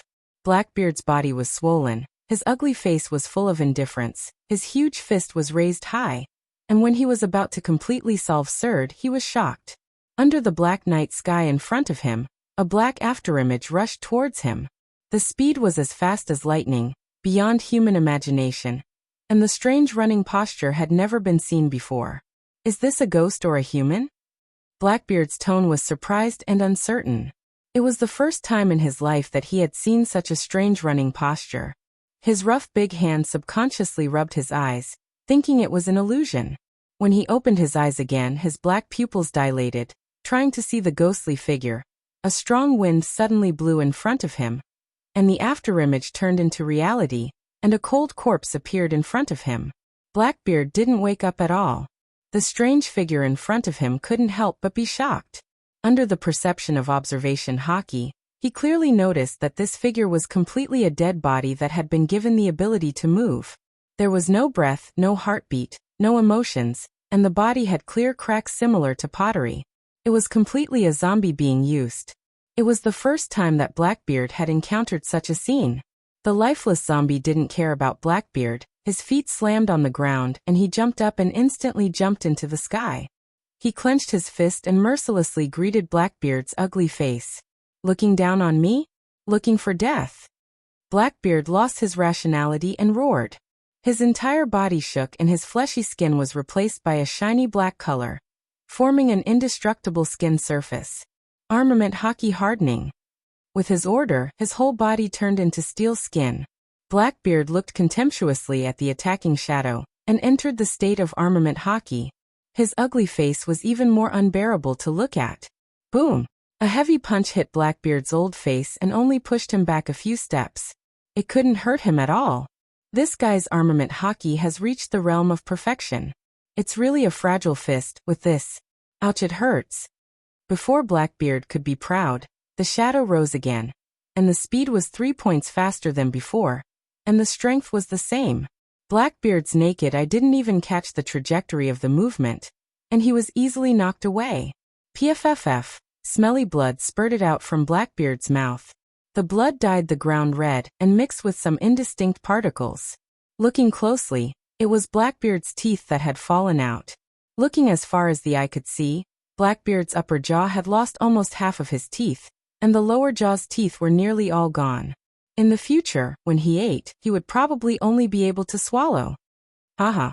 Titch, this looks good on you. Surd suddenly opened his eyes and laughed wildly as he saw Blackbeard's miserable appearance.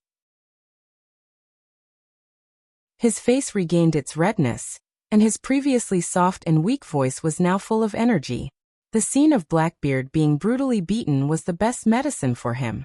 This was the final radiance of the setting sun, and Surd would die soon. May I know your name? Surd asked respectfully as he looked at the figure in front of him. In this world where the strong are respected, the whole world is full of respect for the strong. Although most of the reason why Blackbeard's teeth were knocked out was due to his carelessness, the fact that he could force Blackbeard to retreat again and again showed that this person was extraordinary. Turning his head, Surd's eyes were dead and emotionless. After a little thought, he gave an ambiguous answer.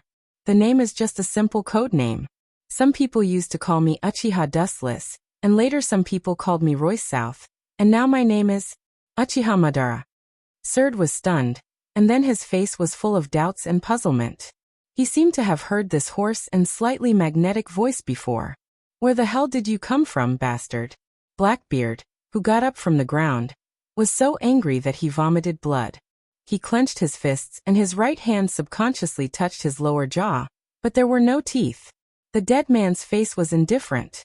His emotionless eyes looked down on everything. He was wearing red armor and black gloves. His long and messy black hair danced in the wind, looking wild and unruly. It was the former invincible Uchiha Madara. Looking at the vast world, looking at thousands of years of history, I'm afraid that only Blackbeard had his teeth knocked out one after another and reached the point of leaving his name in history. Uchiha Madara's consciousness has been erased, and now the person who replaced his consciousness is naturally the one who performed the Edo Tensei. In the whole world of pirates, only one person knows the Edo Tensei. Although Madara's consciousness has been erased, and his combat power has dropped to an unprecedented freezing point, but if I replace him, even if I can't kill Blackbeard, I can give him an unforgettable lesson. Dustless's eyes flashed with a hidden light, and he said confidently, once the consciousness of a strong person who was reincarnated by the Edo Tensei is forcibly erased, his combat power will only plummet. This was the case when Orochimaru reincarnated the first Hokage. Because the consciousness of the corpse was erased, his strength was not even as good as the third Hokage, and he was finally sealed. Ninjutsu varies from person to person. Although they are all reincarnated by the Edo Tensei, Dustless is sure that he can surpass Orochimaru and Kabuto. At that time, Uchiha Madara's body was almost destroyed by Kagaya, and Dustless only kept a small number of physical cells. Therefore, the current Madara is too far away from his heyday. Although his body contains Dustless's own cells, his strength is not as good as before. If the whole body was there, Dustless would have already made Uchiha Madara into Tendo. However, it is only a matter of time to restore Madara's body. Although it is difficult to create a whole body with a small number of body cells, for Dustless, who has reached the peak of yin-yang release, creating a new him is just around the corner. At that time, Uchiha Madara will appear in the form of Tendo.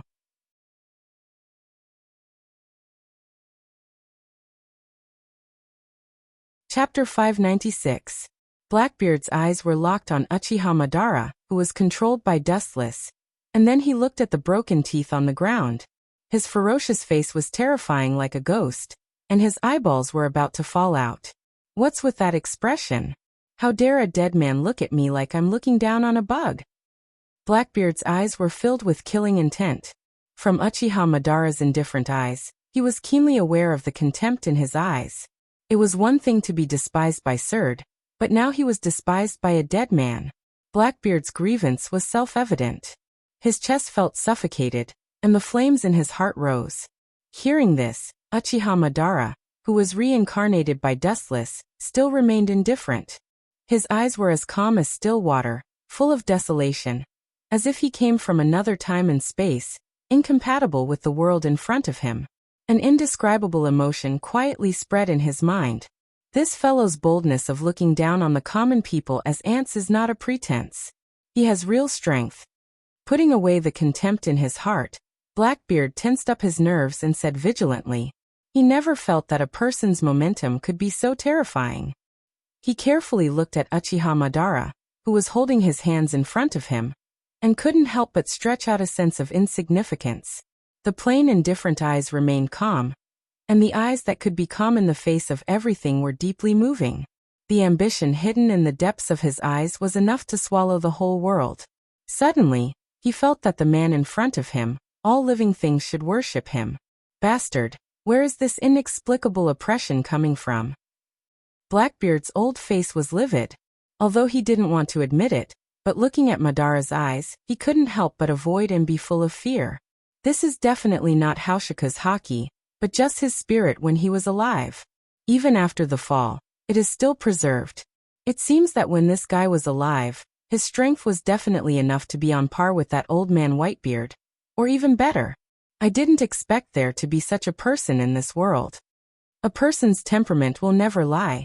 Even if time has decayed and obliterated Uchiha Madara, his peerless spirit was enough to make the world look up to him. Now, everything about Uchiha Madara's past was reversed by Dustless and restarted again. He returned from hell, and the shock he brought to the world was unparalleled. Different world, different identity, but he was still the peerless Uchiha Madara. Although you are a dead man, are you interested in being my subordinate? I can bring you back from the dead. And I can forget about the matter of you knocking out all my teeth. Otherwise, you'll have to bear the consequences. Blackbeard was worthy of being a peerless hero. He abandoned his previous grievances, and instead made empty promises to Ben controlled by Dustless. At the same time his harsh tone, to tempt Madara, and also warning. Bring me back to life? A dabbler like you? The corners of his mouth curled up into a playful smile, and his frozen expression loosened. His words caused Blackbeard to choke and cough. He casually said in a soft voice, have you ever seen a divine dragon roaming the sky and a little snake crawling on the ground dancing together? Hearing this, Blackbeard's face suddenly twitched, and he wanted to slap himself. It was stupid and ignorant to draw a dead man to his side. If that's the case, then die for me again. Blackbeard sneered and did not hesitate to pull out the gun from his waist and aimed at Madara's head. His cheeks flashed with cold light, and he did not hesitate to fire several shots in succession. Bang bang bang. A burst of white smoke came out of the muzzle, and then several powerful bullets burst out, aiming at Madara's head. How can this kind of old weapon hit me? Madara closed his eyes and shook his head. He easily turned his head to avoid the incoming bullets. His movements were simple and skillful, agile and at ease. His nonchalant appearance invisibly mocked Blackbeard's ignorant actions. There is one more, go to hell and die. As if he saw Madara's brain exploding, Blackbeard smiled cruelly and viciously. Naive.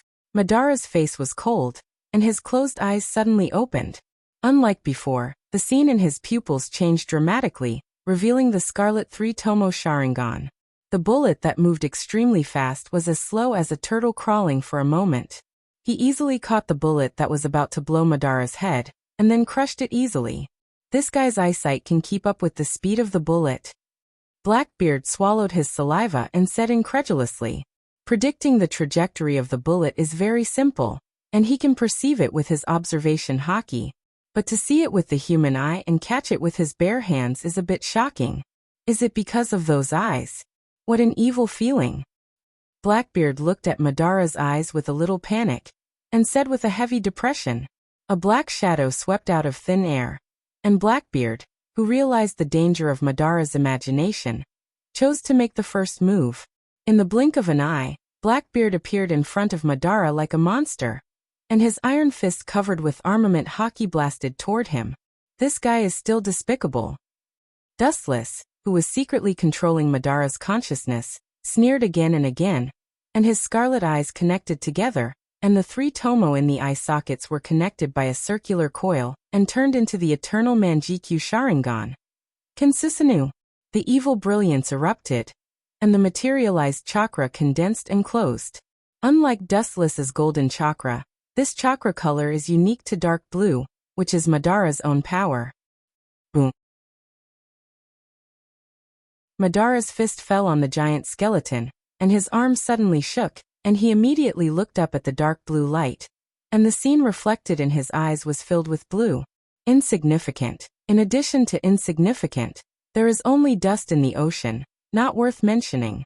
Looking at Blackbeard, who was close at hand, Madara raised his eyelids indifferently and looked at him with pity. His eyes were not as indifferent as before, but with sympathy, and then shook his head. It's too far. Even if it's one step away, it's actually the end of the world.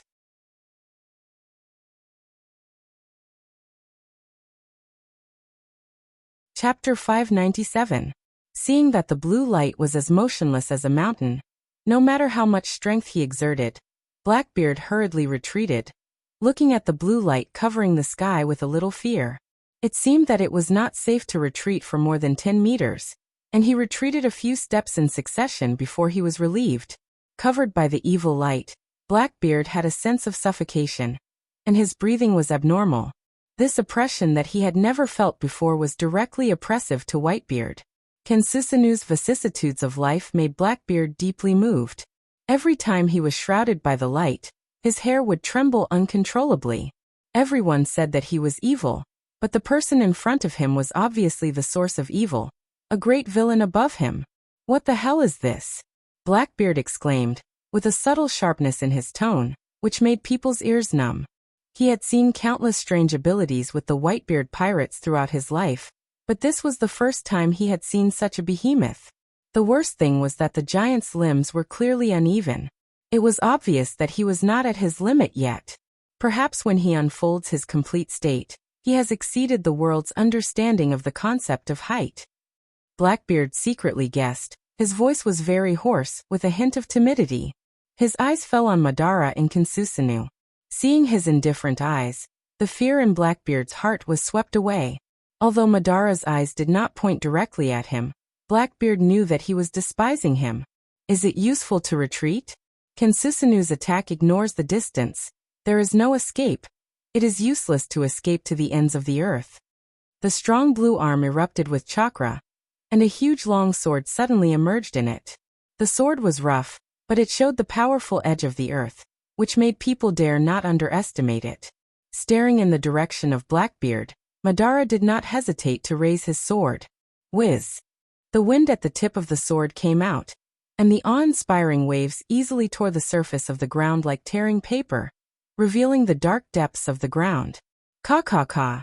The huge mouth swallowed Blackbeard, and the unstoppable posture made Blackbeard's face change greatly. Like a frightened rabbit, he fled in a hurry to avoid the annihilation of the crack. Blackbeard, who was defeated, could only die. Although I expected the numbers to drop, it's still beyond my imagination to drop to such an extent.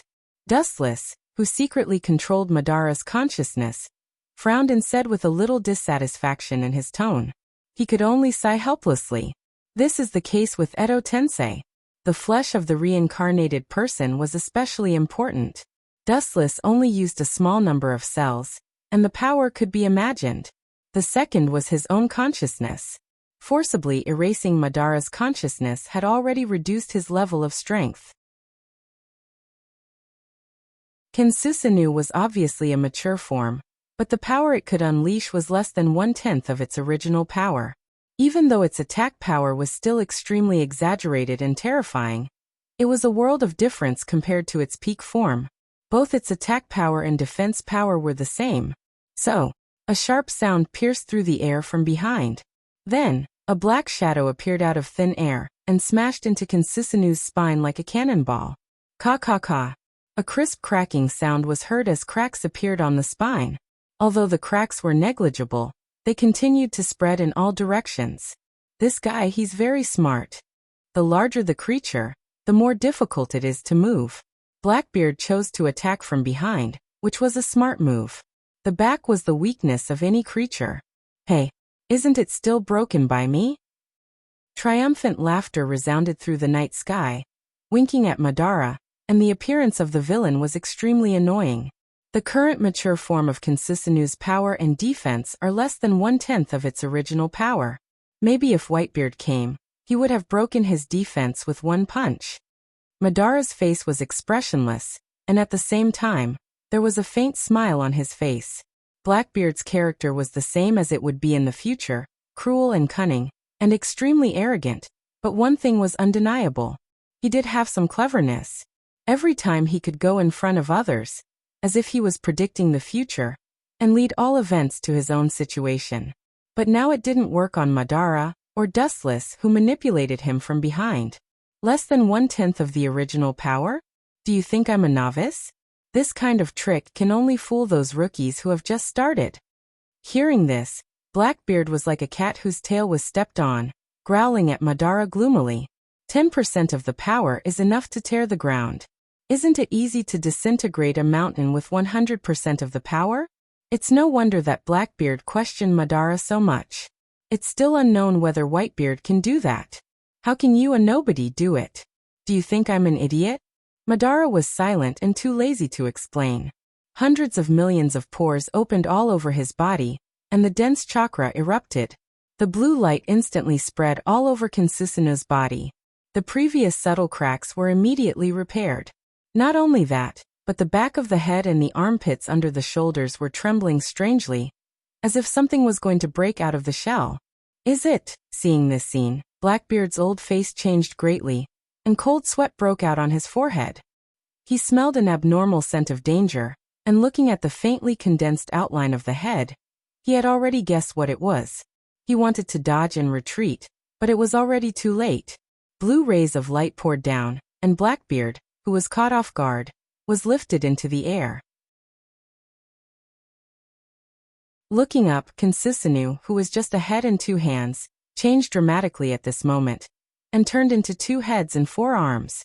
Blackbeard was caught by the new arms, and he could not move. He was casually caught in the hands of Madara, and he was dizzy. Madara's eyes looked at Blackbeard playfully, and he smiled. Even if he didn't mean to laugh, Blackbeard's eyes were full of irony.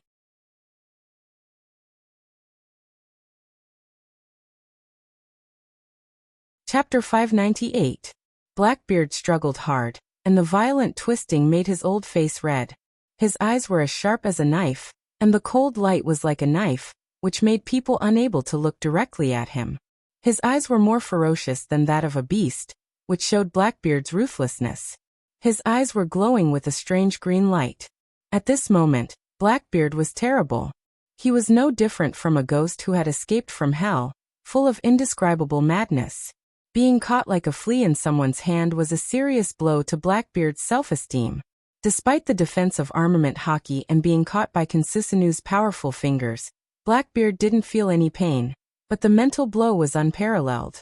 It was far more painful than the physical blow, and Blackbeard's steel heart almost melted. For the first time in his life, he was so frustrated. His arrogant self-esteem was ruthlessly crushed by Madara, and the mental blow was far more painful than the physical pain. For many years, Blackbeard had been secretly provoking everything, like a fisherman overlooking the development of the whole war. Only this time he was crushed by Dustless like an ant, and it was difficult to make him pay attention to himself. An unprecedented unwillingness invaded his mind from all corners of the body along the meridians of the whole body, and Blackbeard's struggling strength suddenly increased a lot. Oh, it's rare for a person like you to talk about self-esteem. Noticing the powerful force coming from his right arm, Madara's eyes rippled, and he was slightly surprised. He used to think that Blackbeard was a person who would do anything to achieve his goals. From this humiliated expression, this old guy still has dignity. With a slight thought, Susanoo raised its arm high and threw Blackbeard away as if he was a piece of garbage. Boom, boom, boom. Under the unprecedented impact, the ground suddenly burst open, and a huge pit appeared. Blackbeard was lying in it with blood all over his body. Cough, Blackbeard's face was blue. If it wasn't for the defense of armament hockey, perhaps he would have turned into a pool of flesh and blood. Even so, he was still heavily injured. A few of his ribs were on the verge of shattering. If this continues, he will die for sure. Do you know the difference between you and red hair, Blackbeard? In Kinsisanu, Uchiha Madara, who was controlled by Dustless, said coldly, "I mean, do you know why Akagami has Haushika Haki, but you don't?" Blackbeard's face turned even darker when he heard this. Dustless's words were like a sharp thorn that pierced deeply into his heart, awakening the pain and unwillingness that went deep into his bones. He always thought that he was better than Red Hair Shanks, but Red Hair Shanks had Haushika Haki, and Blackbeard did not, which was a fact. Don't be confused, because it's natural. Akagami is a person who dares to risk his life and has the qualifications to become a king's aptitude. And you are just a scoundrel who only knows how to play some irrelevant tricks. It's impossible for a person like you to have Haushiko Haki. Uchiha Madara, who was controlled by Dustless, said sarcastically, full of contempt and disdain. Haha. You don't have to be sarcastic. I won't fall for such a ridiculous trick. His rough arm wiped the blood stains from the corners of his mouth, and Blackbeard smiled with relief. He laughed at Madara's words, and his forthrightness was also one of his contradictory characters. You won't live long anyway. Looking at Surd, whose breath completely disappeared on the ground, Blackbeard's eyes flashed with cunning and hesitation. He looked up and stared at the large Kinsisanu. His soul trembled, his eyes flashed with fear, and his hesitation instantly turned into determination. Goodbye. Using all the strength in his body, Blackbeard, who saw that the situation was not good, flashed and fled. After a wave of smoke and dust, he disappeared forever. In just the time of a few breaths, his entire person had disappeared without a trace. Calmly staring at the disappearing black light, Madara was expressionless and did not choose to pursue. He stood quietly in place. White Zetsu. After a while, Madara opened his eyes and shouted. The moment Madara's voice fell, White Zetsu strangely drilled out of the ground. After looking around the messy battlefield, he asked helplessly, "Why did Dustless-sama deliberately let that kid go? Isn't it better to get rid of him now?" Hearing this, Madara just glanced at him casually and did not explain. There was no need to kill a worthless person, and he didn't have the leisure to waste time. Pointing to Surd, who was lying on the ground in a coma, he seemed to think of something, and a strange smile appeared on his face, and then he ordered White Zetsu. "This kid is a good chess piece, keep an eye on him." Although he was puzzled, White Zetsu nodded and walked towards Surd and swallowed him. Bastard, there is such a powerful fruit in the world. What a bullshit dark fruit, tremor fruit, gura no mi, is not worth mentioning. On the stormy sea, Blackbeard waved the oars with both hands and quickly rowed toward the stronghold of the Whitebeard pirates. The distance was not very far, and it only took one night to get there. Blackbeard yelled. He had to say that after the battle with Uchiha Madara, he knew that although Whitebeard was powerful, he was not at the top level. His cruel eyes were also full of undisguised greed and covetousness. He had already classified Kinsisanu as some kind of mysterious devil fruit. Compared with the so-called tremor fruit, gura no mi, and dark fruit, Kinsisanu is beyond imagination. Whether it is defense or destruction, it has reached the realm of perfection. Blackbeard, who is greedy by nature, naturally desires this fruit ability.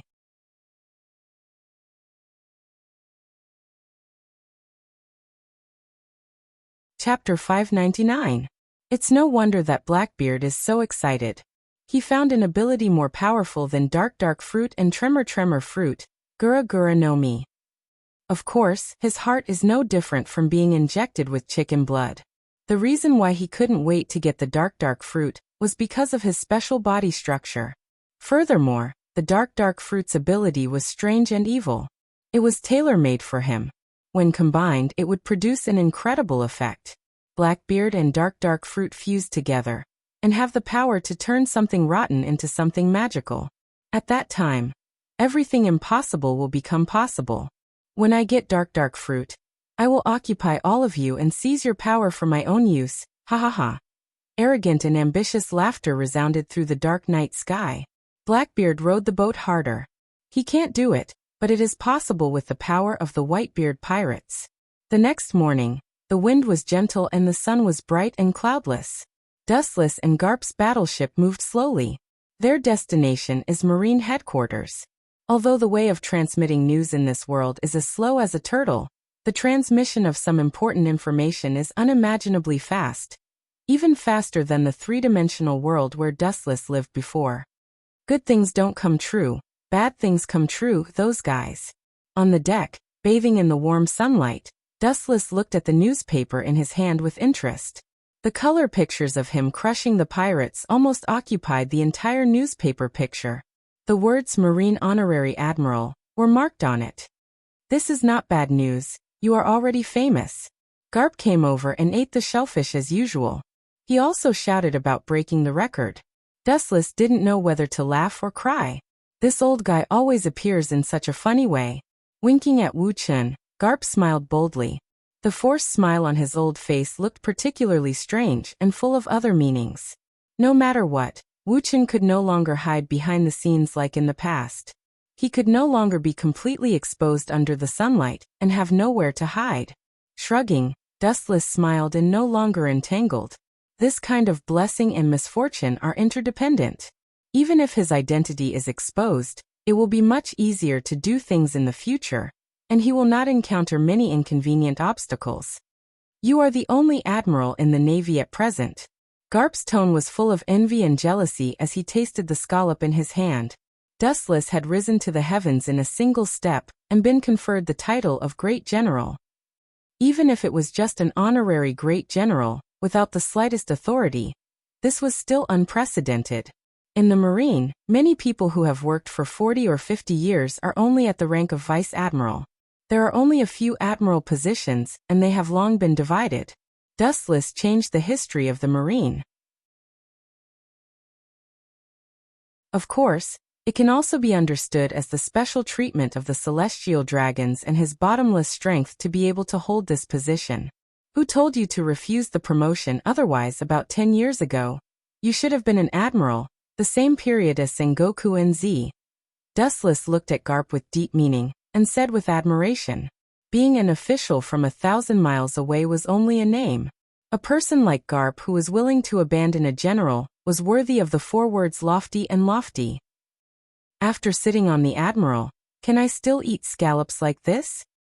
Garp happily ate the scallop and didn't take it seriously. Fame and fortune were nothing but fleeting clouds to him.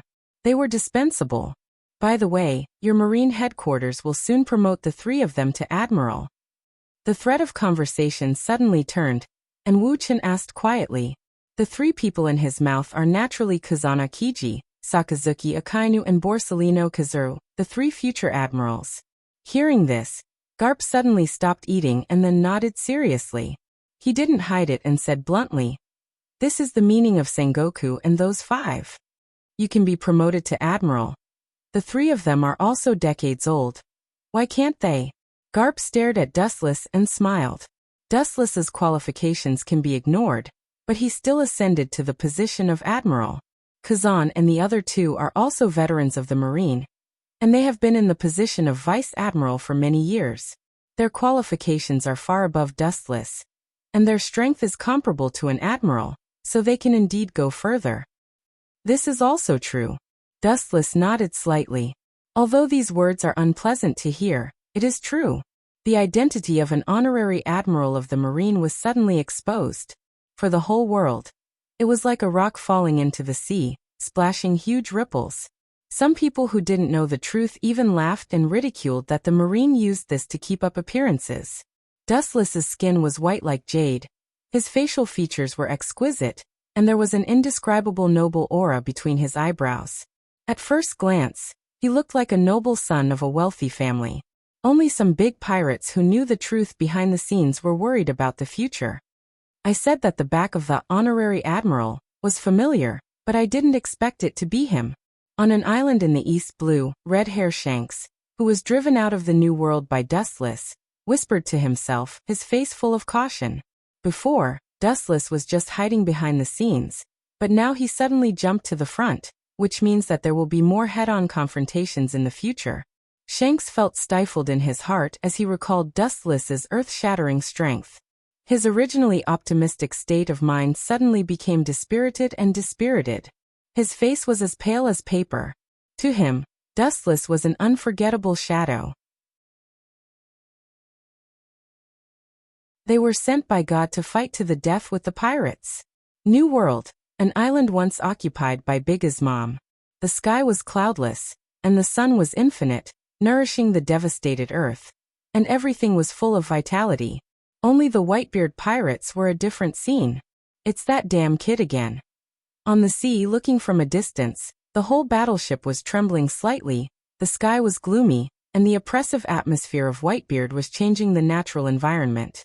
Blackbeard has reported all the situation to him, and all the dirty water has been poured on Dustless, the honorary admiral of the marine.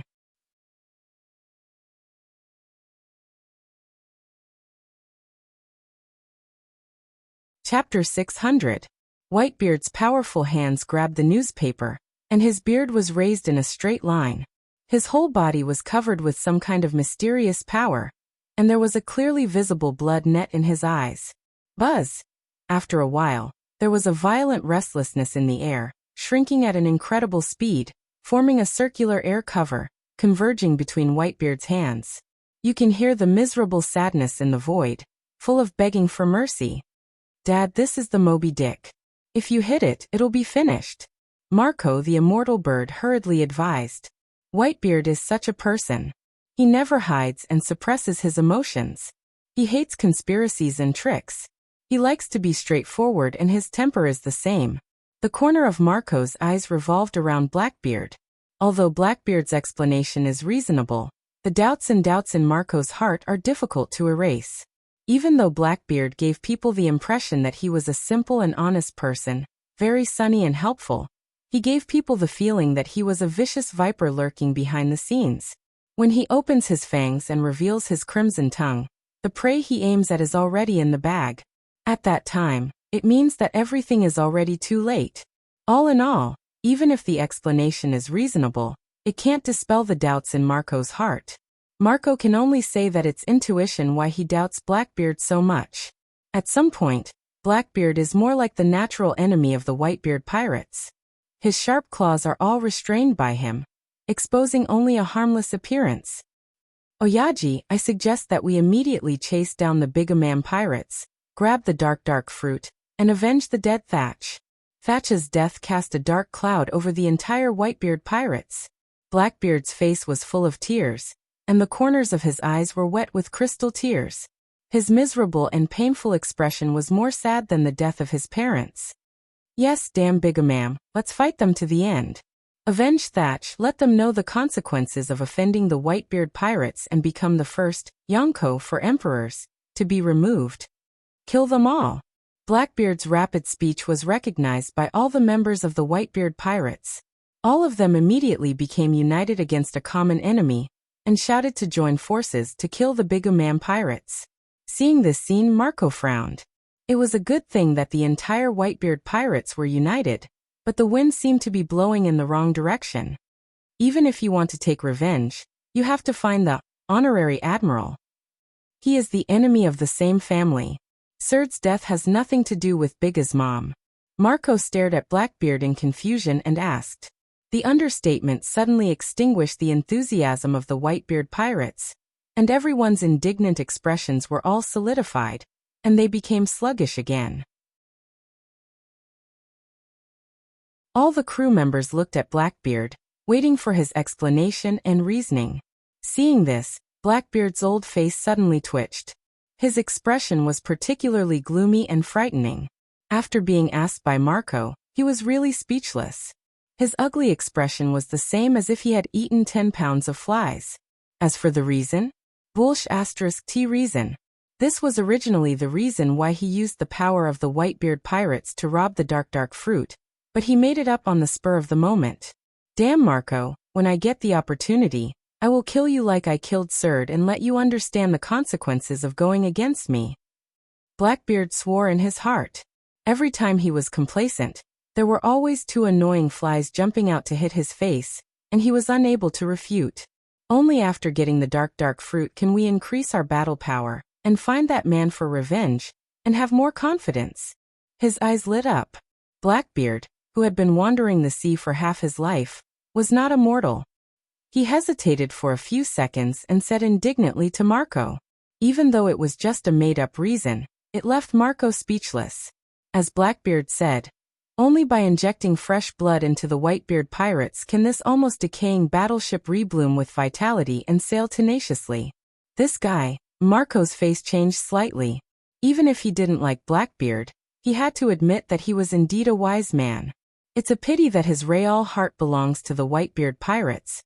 Or is it a temporary lurk that is worth exploring? Opening his mouth, Marco was about to open his mouth to explain when Whitebeard's powerful shout resounded through the entire pirate group, shaking all the members such as Blackbeard and Marco for a while. The sharp sword in his hand pointed to the sea in front of him, and the sea covered by the sword was faintly in a state of collapse. Everyone, the almost blood-red pupils stared at the distant sea, and he seemed to see Big Mom drinking tea. The cold killing intent filled the entire sea, causing the sea to freeze exaggeratedly. Seeing this scene, Blackbeard's breathing became heavy, and his expression was full of morbid excitement. Just when he thought that Whitebeard was going to fight to the death with Big Mom, the next sentence directly sent him from the clouds to hell. Retreat! The roar of resentment and unwillingness resounded through the endless sky, and the lazy clouds in the sky were erased by Whitebeard's sorrowful cry. The sword in his hand slammed on the deck, and the Moby Dick trembled fiercely, and a wave swept up on the surface of the water and slapped towards the surrounding islands. All the members of the Whitebeard pirates were stunned, including Marco and Blackbeard. Sorry, Thatch, I can't take the entire Whitebeard pirates into the net. That guy may have personally weaved a big net for the Whitebeard pirates. People should have self-knowledge. Whitebeard was not an idiot. He knew what would happen if he rashly attacked Mariehua, where Dustless was. If the Gorasei 5 Elder Stars join forces, I'm afraid that he will be killed in 100 moves or so. At that time, the Whitebeard pirates will also be able to catch a turtle in a jar, and this is still the case where Dustless doesn't do anything. Attacking Mariehua, this is a bloody and cruel war. No, this is not a war. The definition of a war is a war between the two sides. Attacking Mariehua is just an unequal massacre. It's just a unilateral annihilation.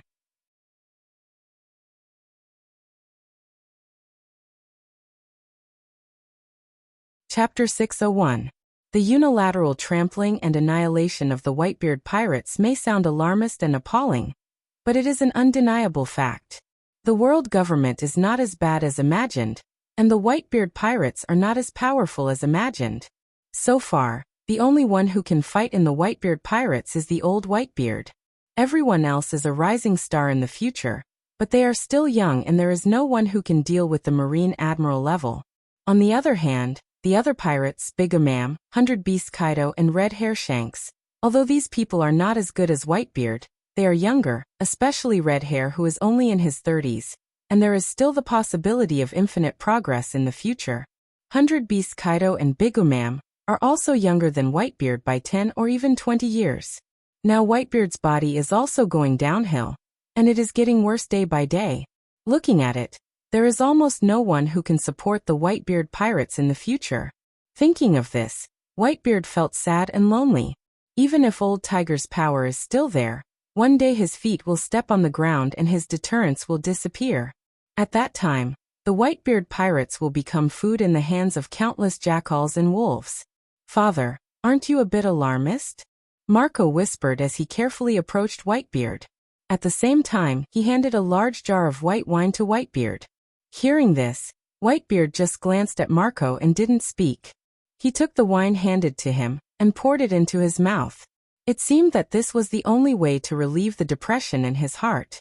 His beloved son had been killed, but he could only watch helplessly. It was easy to imagine how he felt. It's not that Whitebeard is afraid of death, but as a captain, he can't lead the entire pirate regiment into the tiger's den. Compared with the world government's headquarters like Mariehua, the marine headquarters is like a good wolf's den, and Mariehua hides all kinds of prehistoric beasts, enough to easily tear apart a hungry wolf. Alarmist? I also hope that I am sentimental. With a sigh, Whitebeard said hopefully, if time can go back, he will not listen to Roger's inside story. In fact, sometimes ignorance is also a kind of happiness. If he could, how he wished that he did not know some truths, and was still the old Whitebeard. It was all that damn Roger's fault for telling him the truth. This caused him to become hesitant in everything he did. He had to consider the consequences of everything he did, especially when this was only the strength of the world government. Behind the scenes, the celestial dragons who control the world are low-key lurking in the dark, invisible big hands covering the world. Even the highest power in the world is just their lackey. Of course, these dogs were occasionally disobedient, and sometimes they would do things against the will of the celestial dragons. In fact, this was human nature. Once their wings had hardened, no one was willing to continue doing things without saying anything. The 5 honored stars were also ambitious people. It was obviously impossible for them to be silent lackeys for the rest of their lives. Are you referring to celestial dragons? With a flash of understanding in his eyes, Marco asked absurdly. It is well known that the celestial dragons are a group of idiots, and they are not even as good as normal human beings. Whitebeard didn't want to say more. These people are still too young and immature. Knowing some secrets will only make them feel desperate and lose their ambition. The celestial dragons are all idiots. What means did they use to unify the world 800 years ago? In today's world, what means did they use to make the 5 honored stars willing to crawl? Whitebeard is too lazy to explain these unknown secrets. If they know more, they may lose their motivation. In that case, the gains are not worth the losses. Throughout the New World as well as throughout the 4 seas, people are talking about the new Marine Admiral. His reputation is also very different. Some people think that he is worthy of the name. After all, there are pictures in the newspaper of Dustless defeating the remnants of the Whitebeard pirates with overwhelming strength. Similarly, some people think that this is Marine's face. The reason is that Dustless is too young, he is only in his early 20s, but he became an admiral of the Marine. Although he is an honorary admiral, it is difficult to accept that he has no power. After a few days of bumpy sailing, Dustless and Garp finally arrived at their destination, the Marine headquarters, Marlin. The only thing that disappointed Dustless was that the old guy Whitebeard understood the meaning of watching the fire on the other side of the river. He led the entire Whitebeard pirates back to the island where they were originally stationed, and the hatred of Surd's fall was left behind. There is still a long time in the future, and Whitebeard also knows the simple truth that it is not too late for revenge. In the office that belongs to the Admiral, Dustless stood in front of the window, overlooking the Marlin surrounded by battleships. Below, there are countless Marines training, carrying out the necessary daily training. The one who trained the new recruits was the retired General Z. What is the movement of the dark fruit? Dustless whispered in the empty room. A dark shadow stepped out of the darkness. It was White Zetsu who was all white. He reported truthfully. It is still in the hands of Big Ma'am, but I am afraid it will not be long before it will be eaten by the subordinates. White Zetsu's face was very ugly. This is the strongest fruit he has tried his best to find. Now that it has fallen into the hands of Big Ma'am, this is a disguised enemy. That's for the best. Go and tell Hawkeye to try his best to retrieve the dark fruit. Otherwise, find a suitable opportunity to secretly kill the person who ate the dark fruit. A cold light flashed in his eyes as Dustless ordered expressionlessly. No matter who it is, he can't let Big Ma'am and Whitebeard benefit.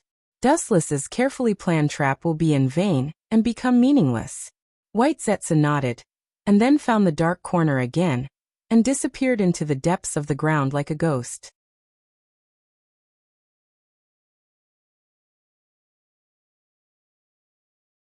Chapter 602. It's too late to weaken the Whitebeard pirates and the Big Ma'am pirates. Dustless won't improve their overall strength in a disguised way. This is tantamount to digging his own grave. The whole world is so big. The second half of the New World is almost in the shadow of the Yonko, for emperors. If he wants to establish a foothold in the New World, the first thing to bear the brunt of is the pressure from the Yonko, for emperors. Only by dealing with them can he be at ease to dominate the world. Knock knock knock. While pondering, there was a sudden knock on the door, and Dustless's thoughts were pulled back. Come in. Creak. The door was gently pushed open, and a tall, strong man with a white face and a handsome appearance appeared in front of him. He gave people the feeling of sunshine, confident and gentle. But what makes Dustless most concerned is that he actually knows this person. "Your name is Smoker?" Glancing at him, Dustless asked calmly. Smoker was stunned when he heard the words and his face showed a surprised expression. He was flattered. He didn't expect Dustless to know him. Now he is just a basic soldier. He has no rights. He is just a cannon fodder in the war. Dustless, on the other hand, was a serious general. The difference between them was like heaven and earth. Recognizing him at a glance, Smoker's feelings were abnormally strange. "Exactly." He raised his chest and saluted. His tone was neither servile nor overbearing. It was vigorous and loud. His figure was tall and straight like a javelin. His heroic spirit flourished, and he had an imposing appearance. This guy is a talent. It is not impossible for him to become an admiral in the future. Seeing this, Dustless gave him an appreciative look. People can't be arrogant, but they can be proud. Smoker is young, but he can do this very well. "Take it." Throwing the devil fruit with strange lines to Smoker, Dustless explained. "This is Logia's smoke fruit. After eating it, the host can turn into smoke. You are lucky. This is what Garp and I encountered a pirate group on the way back." Smoker's eyes widened. He didn't expect to meet Dustless for the first time, and give him such a valuable gift. The Logia devil fruit was priceless. It was priceless. You might not even be able to buy it with money. "There's no need to thank me. This devil fruit is just a burden in my hands. It can't be used. Besides, it was Vice Admiral Garp who robbed it. It should belong to the Marines." Dustless said indifferently. The ability of the smoke fruit is good, but Dustless has no use for it, not to mention that this is only temporarily given to him by Garp. Now that he has given it to the Marine, it can be considered as returning it to its rightful owner. "What did you call me here for?" Dustless asked as his gaze fell on Smoker's face. His sluggish eyes quickly converged, and Smoker sorted out his thoughts. "Sengoku wants to see you. As for the reason..." Speaking of this, Smoker's tone stopped.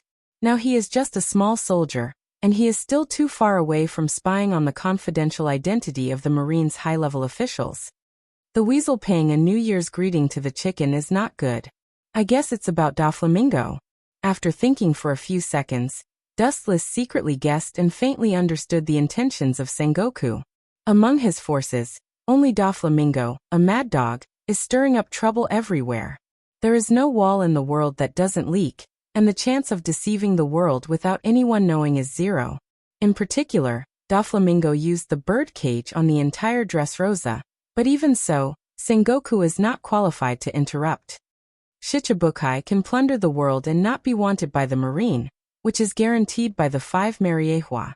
Suddenly finding Dustless, it is estimated that he wants to stop Doflamingo's actions from him. Knock knock knock. A dull knock on the door sounded. Sengoku raised his eyebrows slightly, and immediately said, "The door is not locked, come in." Raising his eyes, he saw Dustless. Sengoku's old face suddenly flashed with surprise. He didn't expect Dustless to be so rule-abiding. At first, he thought that Dustless would break the door like Garp. After all, Dustless's strength is not lower than his, and his status is not lower than his. Overall, his data completely beats Sengoku. And he can be so rule-abiding is completely giving him face. Dustless's next sentence suddenly made Sengoku's slightly smiling old face collapse. His face was full of bitterness and wonder, and his heart was replaced by a haze. After you became the fleet admiral, the 4 seas were calm, and the New World's imposing pirates made peace. The recent Yonko 4 emperors also quietly retired. The name of Fleet Admiral Sengoku has spread to all corners of the world, and the world is talking about it. Dustless's compliment did not make Sengoku happy, but his face was gloomy. During his promotion to the Fleet Admiral, Impel Down was exploited one after another, and the same was true for the Marine headquarters. The most fatal was the recent emergence of the deformed organization, Shichibukai. All of this has brought his reputation as a fleet admiral to the peak. Of course it's not a song, but a curse. Every day, The citizens who have been tortured by the war of pirates scolded him, and some even directly raised several grades in succession. Sengoku was too lazy to scold him, and he gloriously expressed his condolences to his family. Sengoku also pinched his nose and recognized all this. He had to admit that this era is definitely the most chaotic era in history. Everywhere in the four seas, the Yonko for emperors are rampant, and the admirals of the marine headquarters are in a state of fault. As a last resort, the evil organization Shichibukai was established to suppress pirates with evil. In addition, and in front of him, the celestial dragons who are currently extremely powerful and eat both black and white, Royce South. His head hurts, his chest hurts, and his whole body hurts. When he thought of it, Sengoku was speechless for a while, and his heart was full of resentment. It was obvious that the enemy was in front of him, but he could only endure it. Not only that, but he also had to squeeze out a smile to accompany him. He could only eat losses. He was often slapped in the face by the man in front of him. The depression in his heart can be imagined. The Gorosei, 5 elder stars, often called and scolded him, which made Sengoku's spirit collapse, but he could only suffer in silence.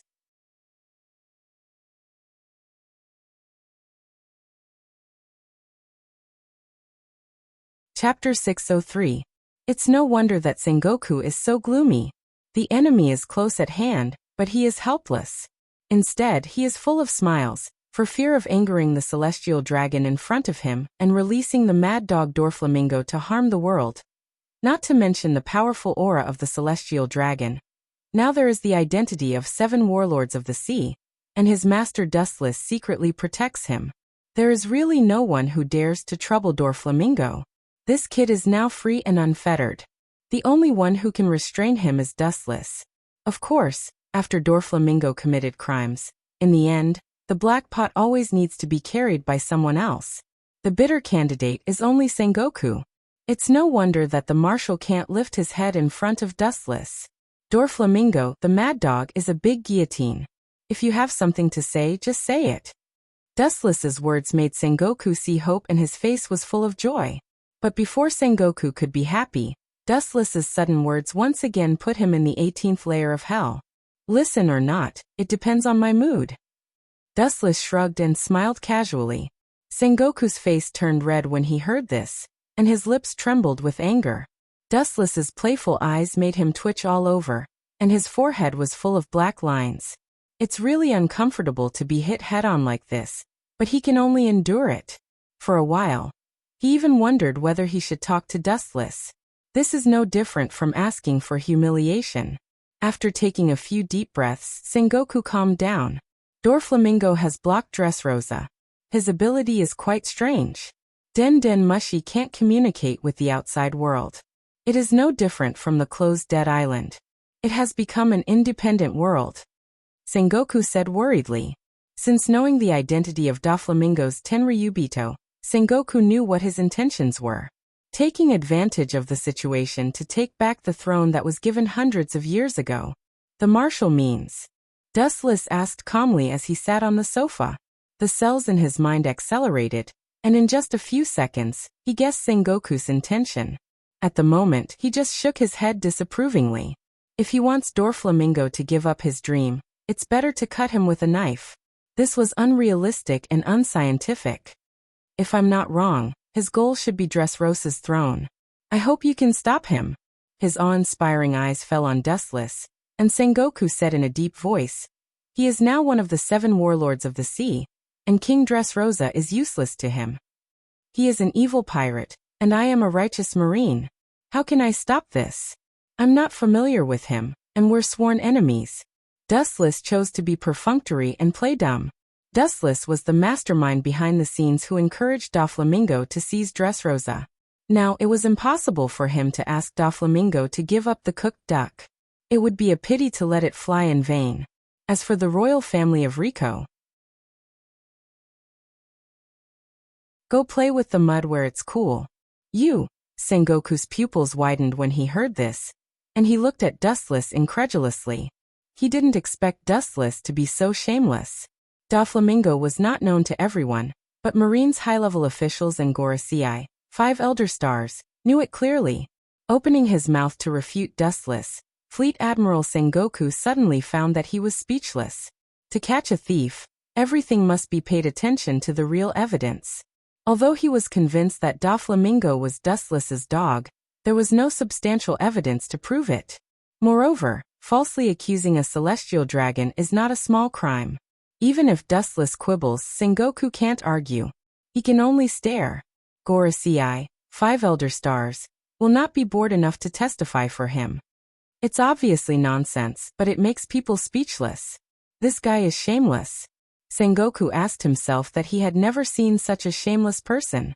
Although Whitebeard was barbaric and unreasonable, at least everyone could retaliate. With Dustless, this rule that everyone abides by is invalid. Only he can play at will. The most terrible thing is that he can't fight back, he can only passively take the moves. I think looking at Sengoku, Dustless said, "Everything has two sides." Although Doflamingo's strong invasion has brought great losses to Dressrosa, there is also a positive and optimistic side. Dressrosa is the second stop to enter the New World. After entering the New World, most pirates will come to this island to resupply equipment and provisions, as well as some necessities for sea navigation.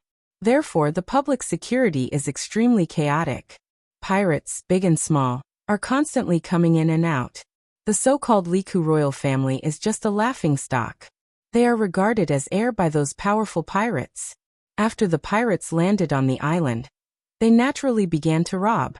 The weak people can only be slaughtered. The so-called fairy tale world is just based on humiliation.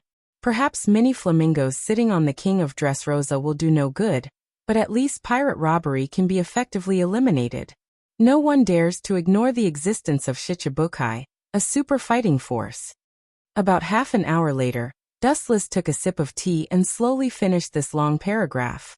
This is also, seeing that Dustless was going to talk nonsense again, Sengoku's mouth was twitching, and he was speechless by Dustless's rhetoric.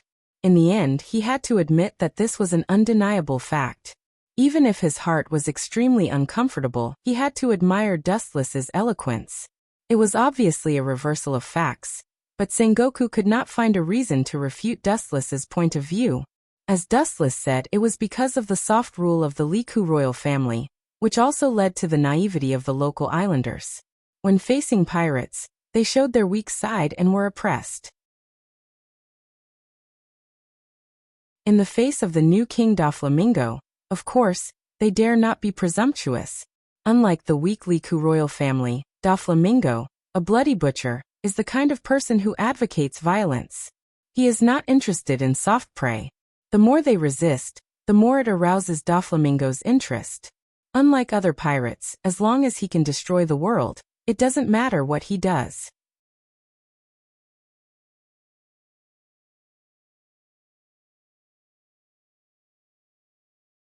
Chapter 604. It's no wonder that Sengoku couldn't refute it. In this world, there are only two kinds of people, either they are exploited or they exploit others. It's as simple as that. Seeing that Dustless didn't let go, Sengoku knew that the plan to prevent Doflamingo from becoming the king of Dressrosa had failed. The plan he had been brewing for several days went bankrupt because of Dustless's insistence. As one of the 7 warlords of the sea, he has to cooperate with Marine's combat staff. Just arrange Marine personnel near Dressrosa. Fleet Admiral Sengoku took a step back with hope on his face. But he was destined to be disappointed this time. Why is Dustless so troublesome to hide from Marine and the world government? He needs a quiet environment to create a peerless weapon like Pluton. Dustless can never agree with Sengoku. I'm a Marine, he's a pirate. If you think Doflamingo will agree, you can ask him. Sengoku. Time flies, and in a blink of an eye, several days passed. Dustless's big ship sailed rapidly on the sea, setting off huge ripples that extended rapidly, and the water ripples swallowed the surrounding sea. On the deck, Dustless leisurely basked in the sun and enjoyed his afternoon tea. Sengoku, that old guy wants to keep me as a laborer, no way. Dustless proudly picked up the fruit in the delicate plate and stuffed it into his mouth. After hearing what Garp had done, Sengoku wanted to keep him in the Marine headquarters. In case Dustless came, This initiator would be an excellent fighting force. However, to his disappointment, the Whitebeard pirates not only did not move, but they also left and returned to the island where they were originally stationed in the New World, as if nothing had happened. Sengoku's view of Whitebeard has also changed. In his impression, the big thief who couldn't rub sand in his eyes and would seek revenge for the slightest flaw was temporarily as well behaved as a sheep. His sharp teeth and claws that could tear together were all restrained. Rumble. The den mushy on the table suddenly rang, and it was Hawkeye who called. Has the dark fruit been taken back? Before Hawkeye could speak, Dustless asked first. Hawkeye shook his head. I was a step too late. When I arrived at the scene, only the skin of the devil fruit was left. The fruit in his mouth was sprayed out. Wu Chen was stunned for a while. When did Hawkeye become so humorous? After thinking of the person who ate the dark fruit, a chill flashed in his eyes. He asked calmly, Don't worry, we just have to kill that person. But then again, Bai Gumamu is willing to give the dark fruit to someone else. Who is it that she likes? The dark fruit was not something that could be found on the streets. In the past, even a flame fruit could cause countless pirates to fight over it.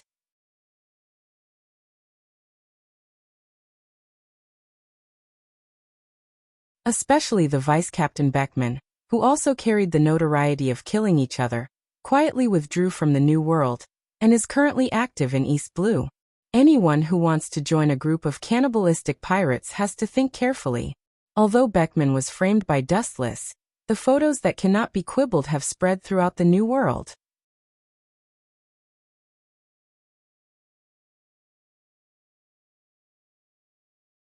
Chapter 605. A few days later, under the connivance of Dustless and the indifference of the Marines, there was no doubt that Doflamingo easily seized the position of the King of Dressrosa, and regained the throne that belonged to the Don Quixote family hundreds of years ago. The incident also came to an end.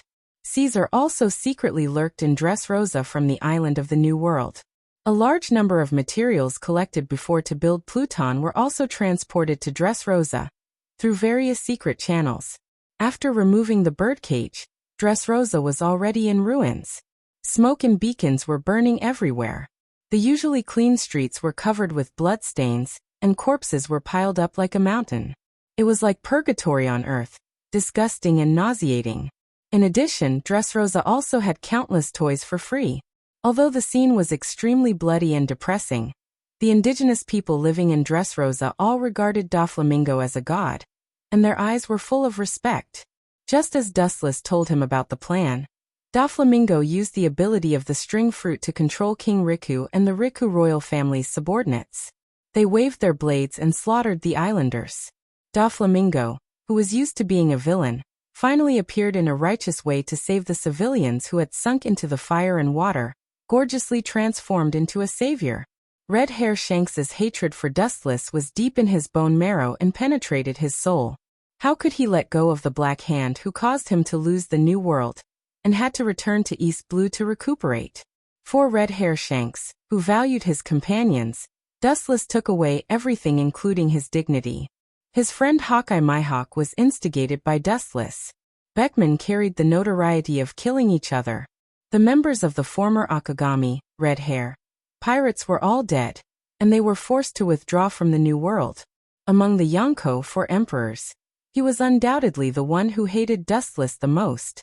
He couldn't wait to eat his flesh and drink his blood. Shanks, don't worry about it. Fame and fortune are nothing to a pirate. It doesn't matter to me whether I'm infamous or famous. Somewhere in East Blue, the Akagami Red Hair pirate stopped here. Beckman stared at the unwilling Akagami Red Hair Shanks and comforted him with a calm tone. Even though he wanted nothing more than to tear Dustless to shreds in his heart, he still had to endure at this moment. Hearing this, the red-haired Shanks clenched his fists even tighter, his knuckles cracking. His eyes were filled with murderous intent. The more Beckman behaved like this, the more he felt helpless and guilty. If he had defeated Dustless, he would not have ended up like this. Speaking of which, I heard that the next town is called Windmill Village. It is related to the Navy's hero Garp. I heard that his grandson was adopted by the people in that town. Seeing Red Hair Shanks so obsessed with Dustless, Beckman changed the topic, hoping to divert his attention. Otherwise, Dustless might become Red Hair Shank's nightmare. He had lost his adventurous spirit, and was like a walking corpse that only lived for revenge. Garp. Hearing this, Red Hair Shank's empty eyes regained their luster. His face flashed with surprise.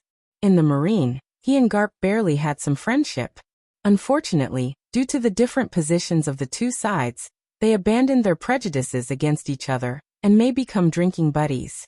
You mean Garp's grandson was adopted? Red Hair Shank's eyes flashed, and his gloomy expression disappeared. Beckman nodded slightly, and immediately his face was strange. Garp's grandson was called Monkey D. Luffy, but the kid didn't seem to know who his grandfather was and always mixed with bandits. He also has a brother called Portkaz D. Ace and a kid named Sabo who grew up with him. Looking at the red-haired Shanks, Beckman truthfully reported that because he was afraid of the Marine's ambush, before he came to Windmill Village, he had already sent people to inquire about the situation of the village, and by chance he heard about the deeds of Monkey D. Luffy and his two companions. Suddenly realizing something, Beckman said, "Shanks, you don't want to. How can I have such a dirty idea? I don't care about the life of a kid." Waving his hand to interrupt Beckman, Shanks took off the straw hat on his head and looked at it deeply. The reluctance in his eyes disappeared and his hesitation turned into determination. Beckman's expression was stiff, and he had already guessed the intention of Red Hair. He was about to persuade him to give up the absurd idea when Red Hair Shank's voice sounded. "Captain Roger once said that Diesel has a great relationship with that race. Tenryubito is called God, and Diesel is the natural enemy of God. You might as well gamble, Beckman." For Dustless, Red Hair Shanks knew that he was not his opponent. Even if he fought for a lifetime, he may not be his opponent. He could only choose a powerful successor and gamble him in the next era. There is a D in the name, and he is the grandson of Marine hero Vice Admiral Garp. This is the most suitable. Huh. If Garp knows that I trained his grandson to be a pirate, his expression will be wonderful. In the dark, Red Hair Shanks seemed to have seen Garp gnashing his teeth in the future. Red Hair Shanks laughed heartily, and his previous depression was swept away, and he was restored to his usual optimistic appearance. Seeing this scene, Beckman opened his mouth but didn't speak. He shook his head helplessly and a relieved smile appeared on his face. As a pirate, you have to be straightforward. Being fearless is the true nature of a pirate. Little did he know that this scene was seen by White Zetsu hidden in the dense jungle. "It's a good plan, but unfortunately, it's just your wishful thinking, Red Hair Shanks." Glancing contemptuously at red-haired Shanks who was laughing boldly, White Zetsu's face was full of disdain. He snorted disdainfully at red-haired Shanks. The human heart was something difficult to control. Dustless may not be able to control it completely, let alone red-haired Shanks. Hard work and perseverance were praiseworthy, but there were some people that even Cheongchi would never be able to surpass in his entire life. This huge gap was not something that could be easily bridged, especially when he was counting on a little brat.